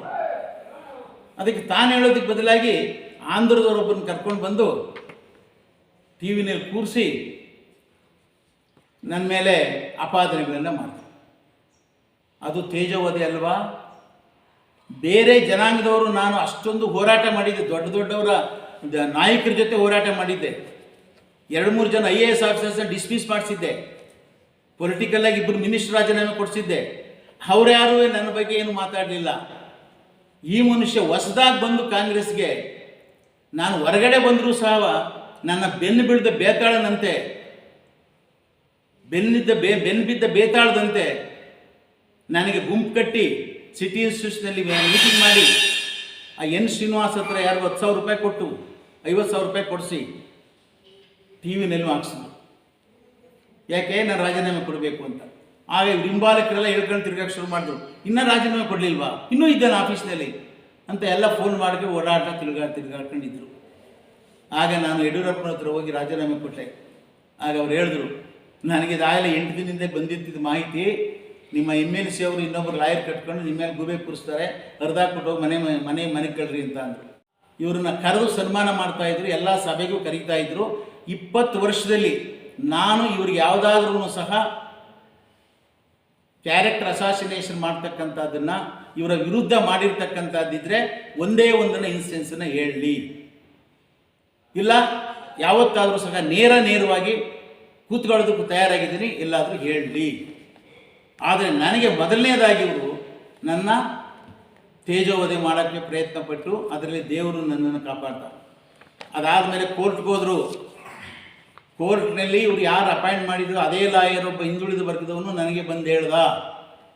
ಇವರ ಅಧ್ಯಕ್ಷತೆಯಲ್ಲೇ ಸಿಟಿ ಇನ್ಸ್ಟಿಟ್ಯೂಟ್ನಲ್ಲಿ ಮೀಟಿಂಗ್ ಮಾಡಿ ನನಗೆ 50,000 ರೂಪಾಯಿ ಕೊಟ್ಟು ಕೇಸ್ ಹಾಕ್ಸಿದ್ರು. ಆಮೇಲೆ ಇದು ಸುಳ್ಳು ಕೇಸು ಅಂತ ಗೊತ್ತಾಯಿತು. ಡಿಸ್ಟ್ರಿಕ್ಟ್ ಕೋರ್ಟ್ಗೆ ಹಾಕಬೇಕು ಅಂದರೆ ನಾನು ಹಾಕಲ್ಲ ಅಂತ ಬಂದಿದ್ದೀನಿ ಅಂತೇಳಿ ನನಗೆ ಬಂದು ಹೇಳಿದ್ರು ಅವರು. ನಾನು ಸುಳ್ಳು ಹೇಳಿ ಜೀವನದಲ್ಲಿ ಇಲ್ಲ, ಇದು ಸತ್ಯವಾದ್ದು, ಆತ್ಮಸಾಕ್ಷಿಯಾಗಿ ನಾನು ಹೇಳ್ತಾ ಇದ್ದೇನೆ. ನನಗೆ ಅಲ್ಲಿವರೆಗೂ ಗೊತ್ತಿರಲಿಲ್ಲ ಇದು. ಇದಾಯಿತು. ಎರಡನೇದು, ನಮ್ಮ ಜನಾಂಗಕ್ಕೆ ಪ್ರಾಮಾಣಿಕವಾಗಿ ನಿಷ್ಠೆಯಿಂದ ಸೇವೆಯನ್ನು ಮಾಡಿದೆ. ನನ್ನ ಪ್ರಾಣಕ್ಕೂ ಒಂದು ಸಾರಿ ಕುತ್ತು ಬಂದಿತ್ತು. ನನ್ನ ಪ್ರಾಣಕ್ಕೆ ಕುತ್ತು ಬಂದದ್ದು, ನನ್ನ ಮನೆಯೆಲ್ಲ ಹೊಡೆದರು. ಅಂದರೆ ನಾನು ಯಾವಾಗಲೂ ಶಾಸಕನಾಗಿ ಹೇಡಿಯಾಗಿ ಕೆಲಸ ಮಾಡಲಿಲ್ಲ, ಗಂಡಸ್ತನದಿಂದ ಕೆಲಸ ಮಾಡಿದ್ದೇನೆ. ಕೊಟ್ಟ ಕೆಲಸವನ್ನು ದಿಟ್ಟತನದಿಂದ ಮಾಡಿದ್ದೇನೆ, ಪ್ರಾಮಾಣಿಕವಾಗಿ ಮಾಡಿದ್ದೇನೆ. ಅದರಿಂದ ನನಗೆ ನನ್ನ ಮನೆ ಅಟ್ಯಾಕ್ ಆಯಿತು. ಆದರೂ ನಾನು ಯಡಿಯೂರಪ್ಪನವ್ರನ್ನ ಬಿಡಲಿಲ್ಲ. ಯಾಕೆ? ಅವರು ನಂಬಿಸಿ ನನ್ನ ಕರ್ಕೊಂಡಿದ್ದಾರೆ ಅಂತೇಳಿ ನಾನು ಅವ್ರನ್ನ ಬಿಡಲಿಲ್ಲ. ಆಗ ನನ್ನ ಸ್ವಂತಕ್ಕೆ ನಾನು ಕೇಳ್ಕೊಳ್ಬೋದಾಗಿತ್ತು, ಏನು ಬೇಕಾದರೂ ಯಡಿಯೂರಪ್ಪನವ್ರು ಕೊಡ್ತಾಯಿದ್ರು. ನಾನು ಒಂದೇ ಒಂದು ಇಷ್ಟಾಗಲಿ ಜಮೀನನ್ನಾಗಲಿ ಲಾಭದಾಯಕವಾದ ವಿಚಾರವನ್ನಾಗಲಿ ಯಡಿಯೂರಪ್ಪನ ಹತ್ರ ಕೇಳಲಿಲ್ಲ. ನಾನು ಕೇಳಿದ್ದು ಇಷ್ಟೇ, ನಮ್ಮ ಜನಾಂಗದಲ್ಲಿ ನಾನು ಚಾಮರಾಜನಗರಕ್ಕೆ ಹೋಗಿದ್ದೆ. ಮಟ್ಟೆ ಗಡಿನಲ್ಲಿದ್ದಾರೆ ವಾಸ, ಬೆಂಕಿ ಬಿದ್ದರೆ ಎಲ್ಲ ಬೆಂದೋಗ್ಬಿಡ್ತದೆ. ಸನ್ಮಾನ್ಯ ಸುದರ್ಶನ್ ಅವರು ಹೇಳಬೇಕಲ್ಲ, ಇವ್ರು ಯಾರ್ಯಾರ ಹತ್ರ ಏನೇನು ಮಾಡಿಸಿದ್ದಾರೆ ಹೇಳಬೇಕಲ್ಲ. ಇದನ್ನು ನಾನು ಮಾಡಿಸ್ದೆ, ಸರ್ವೆ ಮಾಡಿಸಿ ಅಂತ. ನಮ್ಮ ಕರ್ನಾಟಕದಲ್ಲಿ ಜನಗಳಿಗೆಲ್ಲ ಗೊತ್ತಿಲ್ವಾ? ನಮ್ಮ ಜನ ಬಂಧುಗಳಿಗೆ ಎಲ್ಲ ತಾಲೂಕಿನಲ್ಲಿ ಸರ್ವೆ ಮಾಡಿರೋದು, ಪಿ ಡಿ ಒ ಹತ್ರ ಮನೆಗಳಿಲ್ಲದೆ ಇರೋರ ಸರ್ವೆ ಮಾಡಿರೋದು ಗೊತ್ತೋ ಇಲ್ಲ? ಗೊತ್ತಿದೆಯೋ ಇಲ್ವೋ ಹೇಳಿ ಜನಗಳು, ಕೇಳಿ. ಅವರು ಇವರ ಕೋಲಾರದಲ್ಲೇ ಪಿ ಡಿ ಒಗೆ ಇನ್ಸ್ಟ್ರಕ್ಷನ್ಸ್ ಕೊಟ್ಟಿದ್ರು ಮಾಡಬೇಡಿ ಅಂತ. ನಾನು ಫೋನ್ ಮಾಡಿ ಲಿಸ್ಟ್ ತರಿಸ್ದೆ. ಲಿಸ್ಟ್ ಬಂತು. ಲಿಸ್ಟ್ ಯಾವಾಗ ಬಂತು? ಮಾಡಿದ ಬಗ್ಗೆ ಅಂತ ಕೇಳಿದ್ದಾರೆ. ಅದಕ್ಕೆ ಅವರು ಹೇಳ್ತಾರೆ, ಬೆಂಗಳೂರಿನಲ್ಲಿ ಚಿಂತನ ಮಂಥನ ಕಾರ್ಯಕ್ರಮದಲ್ಲಿ ಅನೇಕ ನಿರ್ಣಯ ಕೈಗೊಳ್ಳಲಾಯಿತು. ಗಾಣಿಗ ಸಮಾಜವನ್ನು ಇಟ್ಟುಕೊಂಡು ಬೆಸ್ತರು, ಈಡಗ, ಮಡಿವಾಳ, ಸವಿತಾ ಸಮಾಜ, ಕುರುಬ, ವಿಶ್ವಕರ್ಮ ಸೇರಿದಂತೆ ಅನೇಕ ಹಿಂದುಳಿದ ಸಮಾಜದವರಿಗೆ ಮನೆ ನಿರ್ಮಿಸಲು ನಿವೇಶ ನೀಡಬೇಕೆಂದು ನಿರ್ಣಯ ಮಾಡಿದ್ದು ನಿಜ. ಬೇರೆ ಜಾತಿಗಳಲ್ಲೆಲ್ಲ ಸಮಾವೇಶ ಮಾಡಿದಾಗ ಗಾಣಿಗರು ಕೊಡಿ ಅಂತ ಹೇಳ್ತಾರಾ? ಇವ್ರು ಸ್ಯಾಂಕ್ಷನ್ ಇವ್ರು ಆಯಿತು. ಈಗ ಇವ್ರದೇ ಸರ್ಕಾರ ಬಂತಲ್ಲ, ಅವಾಗ 2016ರಲ್ಲಿ ಅಲ್ಲ 12ರಲ್ಲಿ 13ರಲ್ಲಿ ಬಂತಲ್ಲ, ಗಾಣಿಗರಿಗೂ ಕೊಡಿಸ್ಲಿ. ಆಮೇಲೆ ಇವರು ಅಂಬೇಡ್ಕರ್ ದೊಡ್ಡ ಎಲ್ಲ ಸಮಾಜಕ್ಕೂ ಯಾಕೆ ಕೊಡಿಸ್ತಿಲ್ಲ? ನಾನು ಮಾಡಿಸಿದ್ದನ್ನು ನೀವು ದುಡ್ಡು ಹಂಚಿದ್ರೆ ಪುಟ್ಟಸ್ವಾಮಿಗೆ ಹೆಸರು ಬರ್ತದೆ ಅಂತಲೋ ಏನೋ ಹೇಳಿ ಜನಾಂಗದ ಬಗ್ಗೆ, ಜನಾಂಗದ ತಲೆ ಮೇಲೆ 30 ಕೋಟಿಯನ್ನು ಹಾಳು ಮಾಡಿದ್ರಲ್ಲ, ಇದು ಸಾಮರಸ್ಯನಾ?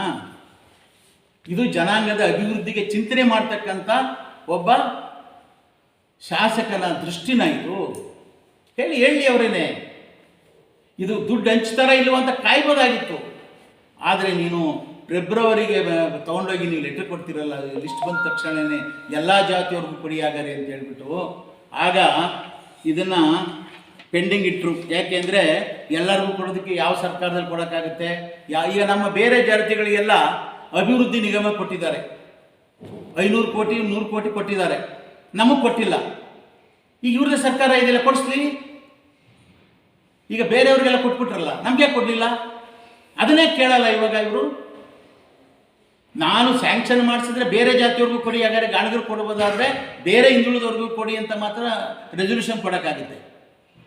ಆಯ್ತಪ್ಪ, ನಾನು ಎಲ್ರಿಗೂ ಕೊಡ್ಸೋಕ್ಕಾಗಲ್ಲ, ಬರೀ ಗಾಣಿಗರಿಗೆ ಅಂತ ಮಾಡಿಸಿದ್ದೆ.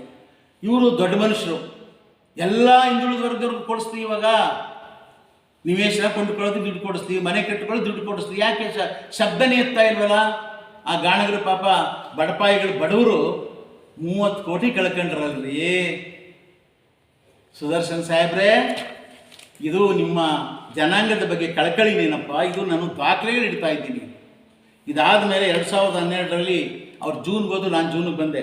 ನಾನು ಪ್ರಶ್ನೆ ಕೇಳಿದೆ, ಏನಂತ? BJ ಪುಟ್ಟಸ್ವಾಮಿ ಮಾನ್ಯ ವಿಧಾನ ಪರಿಷತ್ ಸದಸ್ಯರು 72ರ ಅಡಿಯಲ್ಲಿ ಜನಾಂಗದ ವಸತಿ ಸೌಕರ್ಯ ಕಲ್ಪಿಸುವ ಬಗ್ಗೆ ಪ್ರಸ್ತಾಪಿಸಲು ಗಮನ ಸೆಳೆದ ಸೂಚನೆ. ನಾನು ಅವರಾಗಿ ಹೇಡಿಯಾಗಿ ಕೂರಲಿಲ್ಲ. ಪುನಃ ಬಂದು ನಾನು ಸ್ಯಾಂಕ್ಷನ್ ಮಾಡಿಸಿದ ಹಣವನ್ನು ಯಾಕೆ ನೀವು ರಿಲೀಸ್ ಮಾಡಲಿಲ್ಲ ಅಂತಕ್ಕಂಥ ಮಾತನ್ನು ಗಮನ ಸೆಳೆದೆ. ಆಗ ಅಂಬರೀಷ್ ಅವರು ಮಂತ್ರಿಗಳು ಉತ್ತರ ಹೇಳಿದ್ರು. ಏನಂತ ಹೇಳಿದ್ರು? ಗಾಣಿಗ ಸಮಾಜದ ಅರ್ಹ ನಮ್ಮ ಜನಾಂಗಕ್ಕೂ ಸಹ ಒಂದು ಮಠ ಬೇಕು, ಒಂದು ಐಕ್ಯತೆಗೆ ಒಂದು ಮಠ ಇರಲಿ, ಒಂದು ಸಂಸ್ಥೆಯನ್ನು ಕಟ್ಟಬೇಕು, ವಿದ್ಯಾಸಂಸ್ಥೆಯನ್ನು ಅಂತೇಳಿ ಇವತ್ತು ಯಡಿಯೂರಪ್ಪನವರು ಇದ್ದಾರೆ. ಯಡಿಯೂರಪ್ಪನವರಿಗೆ ನನ್ನ ಪ್ರಾಣವನ್ನು ಕೊಟ್ಟು ಒತ್ತೆ ಇಟ್ಟು ಅವರಿಗೆ ಕೆಲಸ ಮಾಡಿದ್ದೇನೆ. ಅವರು ಒಂದು ಮಾತನ್ನು ಹೇಳಿದ್ರು ಶಿವಮೊಗ್ಗದಲ್ಲಿ, BJ ಪುಟ್ಟಸ್ವಾಮಿ ನನ್ನ ಜೊತೆಯಲ್ಲಿ ಬರದೇ ಇದ್ದರೆ ನಾನು ಸಾಯೋವರೆಗೂ ಜೈಲಿನಲ್ಲಿ ಇರಬೇಕಾಗಿತ್ತು, ಪುಣ್ಯಾತ್ಮ ಬಿಡಿಸ್ಕೊಂಡು ಬಂದಿದ್ದಾನೆ ಜೈಲಿನಿಂದ ಅಂತಕ್ಕಂಥ ಮಾತನ್ನು 1 ಲಕ್ಷದ ಜನರ ಮುಂದೆ ಹೇಳಿದ್ದಾರೆ. ಇದು ಪುಟ್ಟಸ್ವಾಮಿಗೆ ಬಂದಂಥ ಕ್ರೆಡಿಟ್. ಆಗ ನಾನು ನನ್ನ ಸ್ವಂತಕ್ಕೆ ಏನು ಬೇಕಾದ್ರೂ ಕೇಳ್ಬೋದಾಗಿತ್ತು. ನಾನು ಕೇಳಲಿಲ್ಲ. ನಾನು ಕೇಳಿದ್ದೇನಪ್ಪ ಅಂದರೆ, ನನ್ನ ಜನಾಂಗಕ್ಕೆ ಒಂದು ಸಂಸ್ಥೆಯನ್ನು ಕಟ್ಟಬೇಕು, ನನಗೆ 10 ಎಕರೆ ಜಮೀನು ಬೇಕು, 5 ಕೋಟಿ ದುಡ್ಡು ಬೇಕು ಅಂದೆ. ತಕ್ಷಣ ಅವರು ಮಂಜೂರು ಮಾಡಿ 11-12-13 ಆಯವ್ಯಯದಲ್ಲಿ ಬಡ್ಜೆಟ್ನಲ್ಲೇ ಮಂಜೂರು ಮಾಡಿಕೊಟ್ಟು ಬಹುಶಃ ನವೆಂಬರ್ 2011ರಲ್ಲಿ ನಾನು ಈ ಜಮೀನು 10 ಎಕರೆ ಜಮೀನನ್ನು ಪೊಸಿಷನ್ ತೊಗೊಂಡಿದ್ದೀನಿ. ಅವ್ರ ಜೊತೆಲಿರ್ತಕ್ಕಂಥ MR ರಾಜಶೇಖರ್ ಅವ್ರನ್ನೇ ಕೇಳ್ಕೊಳ್ಳಿ, ಅವರು ತೊಗೊಂಡಿದ್ದೀನಿ. ಪೊಸಿಷನ್ ತೊಗೊಂಡ್ಮೇಲೆ ಇದು ಯಾರಿದು? VR ಸುದರ್ಶನ್ ವಿಧಾನ ಪರಿಷತ್ ಸದಸ್ಯರು, ಇವರ ಚುಕ್ಕೆ ಗುರುತಿನ ಸಂಖ್ಯೆ 210. ಪ್ರಶ್ನೆ ಕೇಳ್ತಾರೆ, ಈ ಜಮೀನು ಹರಾಟೆ ಆಗಿದೆ ಇಲ್ವಾ ಅಂತ, ಅದೊಂದು ಬೇರೆ. ಎರಡನೇ ಪ್ರಶ್ನೆ ಭಾಳ ಮುಖ್ಯವಾದದ್ದು, ಈ ಜಮೀನನ್ನು ಪಡೆಯಲು ಯಾವ ಯಾವ ಸಂಸ್ಥೆಗಳು ಮನವಿಯನ್ನು ಸಲ್ಲಿಸಿರುತ್ತವೆ, ಮಾಹಿತಿ ಒದಗಿಸುವುದು. ಅಲ್ಲ ಸ್ವಾಮಿ, ನಮಗೆ ಹರಾಟೆ ಆದಮೇಲೆ ಜಮೀನು, ಆ ಜಮೀನಿಗೆ ಬೇರೆಯವರು ಯಾರು ಅರ್ಜಿ ಹಾಕಿದ್ರ ಅಂತ ಕೇಳ್ತಕ್ಕಂಥ ಮನಸ್ಥಿತಿ ನಿಮ್ಮದು. ಅಂದರೆ ಈ ಜಾಗಕ್ಕೆ ಬೇರೆಯವರು ಯಾರೋ ಅರ್ಜಿ ಹಾಕಿರೋದು ನಿಮಗೆ ಗೊತ್ತಿದೆ, ಅದನ್ನು ಕ್ಯಾನ್ಸಲ್ ಮಾಡಬೇಕು ಅನ್ನೋ ಉದ್ದೇಶದಿಂದ ನೀವು ಈ ಪ್ರಶ್ನೆ ಕೇಳಿದ್ದೀರ. ಅದರಲ್ಲಿ ಹೇಳಿದ್ರು ಅವರು, ಬೇರೆಯವರು, ನಾನು ಹೆಸರು ಹೇಳಕ್ಕೆ ಹೋಗೋದಿಲ್ಲ, ಬೇರೆಯವರು ಇದೆ, ಬೇರೆಯವರು 10/7/2008ರಲ್ಲಿ ಅರ್ಜಿಯನ್ನು ಸಲ್ಲಿಸಿದ್ರು. ಈ 13 ಎಕರೆ ಉಳಿದಿರೋ 29 ಎಕರೆನಲ್ಲಿ 16 ಎಕರೆ ಆದಿಚುಂಚನಗಿರಿಗೆ ಹೋಗಿ 16 ಎಕರೆಗೆ ಅರ್ಜಿ ಸಲ್ಲಿಸಿದ್ರು ಅಂತ ಅರ್ಜಿ ಸಲ್ಲಿಸಿದ್ರು ಅಂತ ಹೇಳಿದ್ರು. ಇವ್ರು ಮಹಾರಾಯರು ಕೇಳಿ ಅವ್ರ ಉತ್ತರ ಬಂದ ಮೇಲೆ ನೋಡಿ, ಇಲ್ಲಿ ನೋಡಪ್ಪ, ಇಲ್ಲಿ ಬಂದರು ಪೊಲೀಸ್ನವರು, ದಡಿ ತೊಗೊಂಡೆಲ್ಲ ದಡಿ ತೊಗೊಂಡು ಬಂದು ಅಕ್ಕಪಕ್ಕದವರು ನಮಗೆ ಸೇರಬೇಕಿದ್ದು ಜಮೀನು ಅಂತ ಹೇಳ್ಬಿಟ್ಟು ನಮ್ಮನ್ನ ಗೆಟೌಟ್ ಅಂತ ಹೇಳ್ಬಿಟ್ಟು ಇಲ್ಲಿಂದ ಒಕ್ಲೆಬ್ಬಿಸೋದಕ್ಕೆ ಶುರು ಮಾಡಿದ್ರು. ಇದು ಜನಾಂಗಕ್ಕೆ ಅಭಿವೃದ್ಧಿಗೆ ಮಾಡ್ತಕ್ಕಂಥ ಕೆಲಸ. ಸುದರ್ಶನ್ ಅವರೇ, ಇದೇ ಅಲ್ವಾ ಸ್ವಾಮಿ? ಭಾಳ ನೈಸಾಗಿ ನಮ್ಮ ಮೇಲೆ ಹೇಳ್ತೀರಲ್ಲ. ನಾನು ಕಷ್ಟ ಬಿದ್ದು ನನ್ನ ಮಕ್ಕಳನ್ನ ಯೋಗಕ್ಷೇಮವನ್ನು ನೋಡಲಿಲ್ಲ, ನನ್ನ ಅಭಿವೃದ್ಧಿಯನ್ನು ನೋಡ್ಕೊಳ್ಳಿಲ್ಲ. ನಾನು ನಿಮ್ಮಾಗೆ 2 ಸೈಟ್ ತೊಗೊಂಡು ಫಾಲ್ಸ್ ಅಫಿಡವಿಟ್ ಕೊಟ್ಟು ನಾನು ಮಾಡಲಿಲ್ಲ. ನಿಯತ್ತಾಗಿ ಬಾಳದೆ. ಆದರೆ ನಾನು ಜನಾಂಗಕ್ಕೋಸ್ಕರ ಜಮೀನು ತೆಗೆದುಕೊಂಡು ಸರ್ಕಾರ ಕೊಟ್ಟರೆ ಅದಕ್ಕೆ ನೀವು ಉಳಿಯಿಂದ ಬಿಟ್ರಲ್ಲ. ಇದಕ್ಕೆ ನಾನು ಎಷ್ಟು ಕಷ್ಟ ಬಿದ್ದಿದ್ದೀನಿ ಗೊತ್ತಾ? ಇದು ಉಳಿಸ್ಕೊಳ್ಬೇಕಾಗಿದ್ರೆ 10 ಎಕರೆ ಇದ್ದು 8 ಎಕರೆ ಆಯಿತು, 3 ಸಾರಿ ಸರ್ವೆ ಆಯಿತು, ಒಡೆದಾಟಗಳಾದೋ. ಆಗ ನಾನು ದೇವ್ರ ದಯೆಯಿಂದ ಮಿನಿಸ್ಟರ್ ಆದದಕ್ಕೋಸ್ಕರ ಈ ಜಾಗ ಉಳಿಯಿತು. SP ಅವ್ರಿಗೆ ಫೋನ್ ಮಾಡಿ 3 ತುಕಡಿ ತಂದು, 1 ತುಕಡಿನ ನನ್ನ ರಕ್ಷಣೆ ಕೊಟ್ಟು, 2 ತುಕಡಿನಲ್ಲಿ ಎಲ್ಲರೂ ಒಳಗಡೆ ಹಾಕಿ ರಾತ್ರಿ ಬೇಲಿ ಹಾಕಿಸ್ದೆ ಈ ಜಾಗ ಉಳಿಸ್ಕೊಳ್ಳೋದಕ್ಕೆ. ಯಾರು ಬಂದಿದ್ರು ಅವತ್ತಿನ ದಿವಸ? ರಂಗರಾಜು ಫೋನ್ ಮಾಡಿದ್ರು, ಬೆಳಗಾವಿನಲ್ಲಿದ್ದೆ, ಕಲ್ಲು ಹೊಡೆದು ಮೇನ್ ರೋಡಿಗೆ ತಂದು ಬಿಟ್ಬಿಟ್ರು ಅಂತ. ಬಹುಶಃ ನೀವು ಕೇಳಿದಂಥ ಪ್ರಶ್ನೆನೂ ಇದು. ಹೇಳ್ತೀರಾ ಉತ್ತರನ? ಸುದರ್ಶನ್ ಸಾಹೇಬ್ರು ಹೇಳ್ತೀರಾ ಇದಕ್ಕೆ ಉತ್ತರ? ಜನಗಳ ಮುಂದೆ ಹೇಳ್ತೀರಾ ಈ ಪ್ರಶ್ನೆ ಕೇಳೋದು ಉದ್ದೇಶ ಏನು ಅಂತ? ಇದು ಹಾಳಾಯಿತು. ಇದಾದ ಮೇಲೆ ಅರ್ಜಿ ಸದಾನಂದ ಗೌಡರು ಚೀಫ್ ಮಿನಿಸ್ಟ್ರಿಗೆ ಏನಂತ ಅರ್ಜಿ? 112ರಲ್ಲಿ ಈಗಾಗಲೇ ಆದಿಚುಂಚನಗಿರಿ ಮಠಕ್ಕೆ ಮಂಜೂರಾಗಿರುವ ಉಳಿಕೆ ಜಾಗದಲ್ಲಿ ಗಾಣಿಗರ ಸಂಘಕ್ಕೆ ಮಂಜೂರಾತಿ ಆಗಿರುವ ಜಮೀನನ್ನು ರದ್ದು ಮಾಡುವ ಬಗ್ಗೆ ಅರ್ಜಿ ಕೊಟ್ಟರು. ಯಾರು ಕೊಟ್ಟರು? ಇಲ್ಲಿ ಜನಗಳೆಲ್ಲ ಕೊಟ್ಟರು, ನಮ್ಮದಲ್ಲ. ನೋಡಿ, ಎಲ್ಲ ಸೈನ್ ಕೊಟ್ಬಿಟ್ರು. ಸದಾನಂದ ಗೌಡರು ಏನು ಮಾಡಿದ್ರು? ವರದಿ ಸಲ್ಲಿಸಿ ಅಂದರು. ವರದಿ ಅವ್ರ ಮೊದಲು ಅರ್ಜಿ ಹಾಕಿದ್ದು ನಿಜ, ಅದು ಕ್ಯಾನ್ಸಲ್ ಮಾಡಬೇಕು ಅಂತ ಕ್ಯಾಬಿನೆಟಿಗೆ ಬಂತು. ಆಗ ನಿಮಗೆ ಹಾಲುಳ್ಳ ಸಂತೋಷ ಆಯಿತಾ? ಹಾಲು ಕುಡಿದ್ರ ಇವರೇ ಸದ್ಯ ಸನ್ಮಾನ್ಯ ಸುದರ್ಶನರು ಹಾಲು ಕುಡಿದ್ರ ರದ್ದು ಮಾಡಿ ಅಂತ ಬಂತು ರಿಪೋರ್ಟು. ಅಪ್ಪನ ಮಗ ಆಗೋದಕ್ಕೆ ಅವತ್ತು ಆ ಜಾಗ ಉಳಿಸ್ತೇನೆ ನಾನು. ಕ್ಯಾಬಿನೆಟ್ಗೆ ಹೋಗಿ ಯಡಿಯೂರಪ್ಪನವ್ರಿಗೆ ಹೇಳಿ ಎಲ್ಲ 15 ಜನ ಮಿನಿಸ್ಟ್ರುಗಳು ಎದ್ದು ನಿಂತರು ಅವತ್ತು ಕ್ಯಾಬಿನೆಟ್ನಲ್ಲಿ. 3 ಮಂಜೂರಾಗಿರೋದನ್ನು ಹೆಂಗೆ ಕ್ಯಾನ್ಸಲ್ ಮಾಡ್ತೀರಿ ಅಂತೇಳಿ ಅಪ್ಪನ ಮಗ ಆಗೋದು ಉಳಿಸ್ತೇನೆ ನಾನು ಅವತ್ತು ಗಾಣಿಗರಿಗೆ ಈ ಜಮೀನನ್ನು. ನೀವೇನು ಮಾಡಿದ್ರಿ? ಈ ಜಮೀನನ್ನು ಹಾಳು ಮಾಡಬೇಕು, ಕ್ಯಾನ್ಸಲ್ ಮಾಡಿಸ್ಬೇಕು ಅಂತ ಪ್ರಯತ್ನ ಪಟ್ರಿ. ಇದು ಸಾಮರಸ್ಯ, ಇದು ಜನಾಂಗದ ಅಭಿವೃದ್ಧಿಗೆ ನೀವು ಕಂಕಣಬದ್ಧರಾಗಿರ್ತಕ್ಕಂಥದ್ದು ಅಲ್ಲವೇ ಸನ್ಮಾನ್ಯ ಸುದರ್ಶನ್ ಅವರೇ? ಬರ್ತೀರಾ ಎದುರಿಗೆ ಟೀಗೆ ಕೂತ್ಕೊಳ್ತೀರಾ, ಡಾಕ್ಯುಮೆಂಟ್ ನೋಡ್ತೀರಾ, ಜನಗಳ ಮುಂದೆ ಹೇಳ್ತೀರಾ?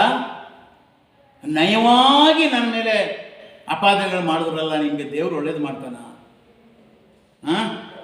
ನಾನು ಎಂಥವನು ಅಂದರೆ, ನನ್ನ ಮೇಲೆ ಈ ಜಮೀನ್ ಮೇಲೆ 22 ಅಧಿಕಾರಿಗಳಿಗೆ 22 ಸಂಸ್ಥೆಗಳಿಗೆ ಅರ್ಜಿ ಕೊಟ್ಟರು.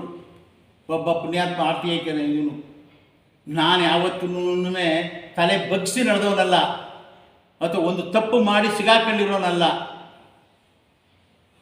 ಸಿಗಾಕೊಂಡಿರೋನಲ್ಲ. ಕೋರ್ಟ್ ಕೇಸ್ ಆಗ್ತದೆ. ಏನಿದೆ ಇಲ್ಲಿ?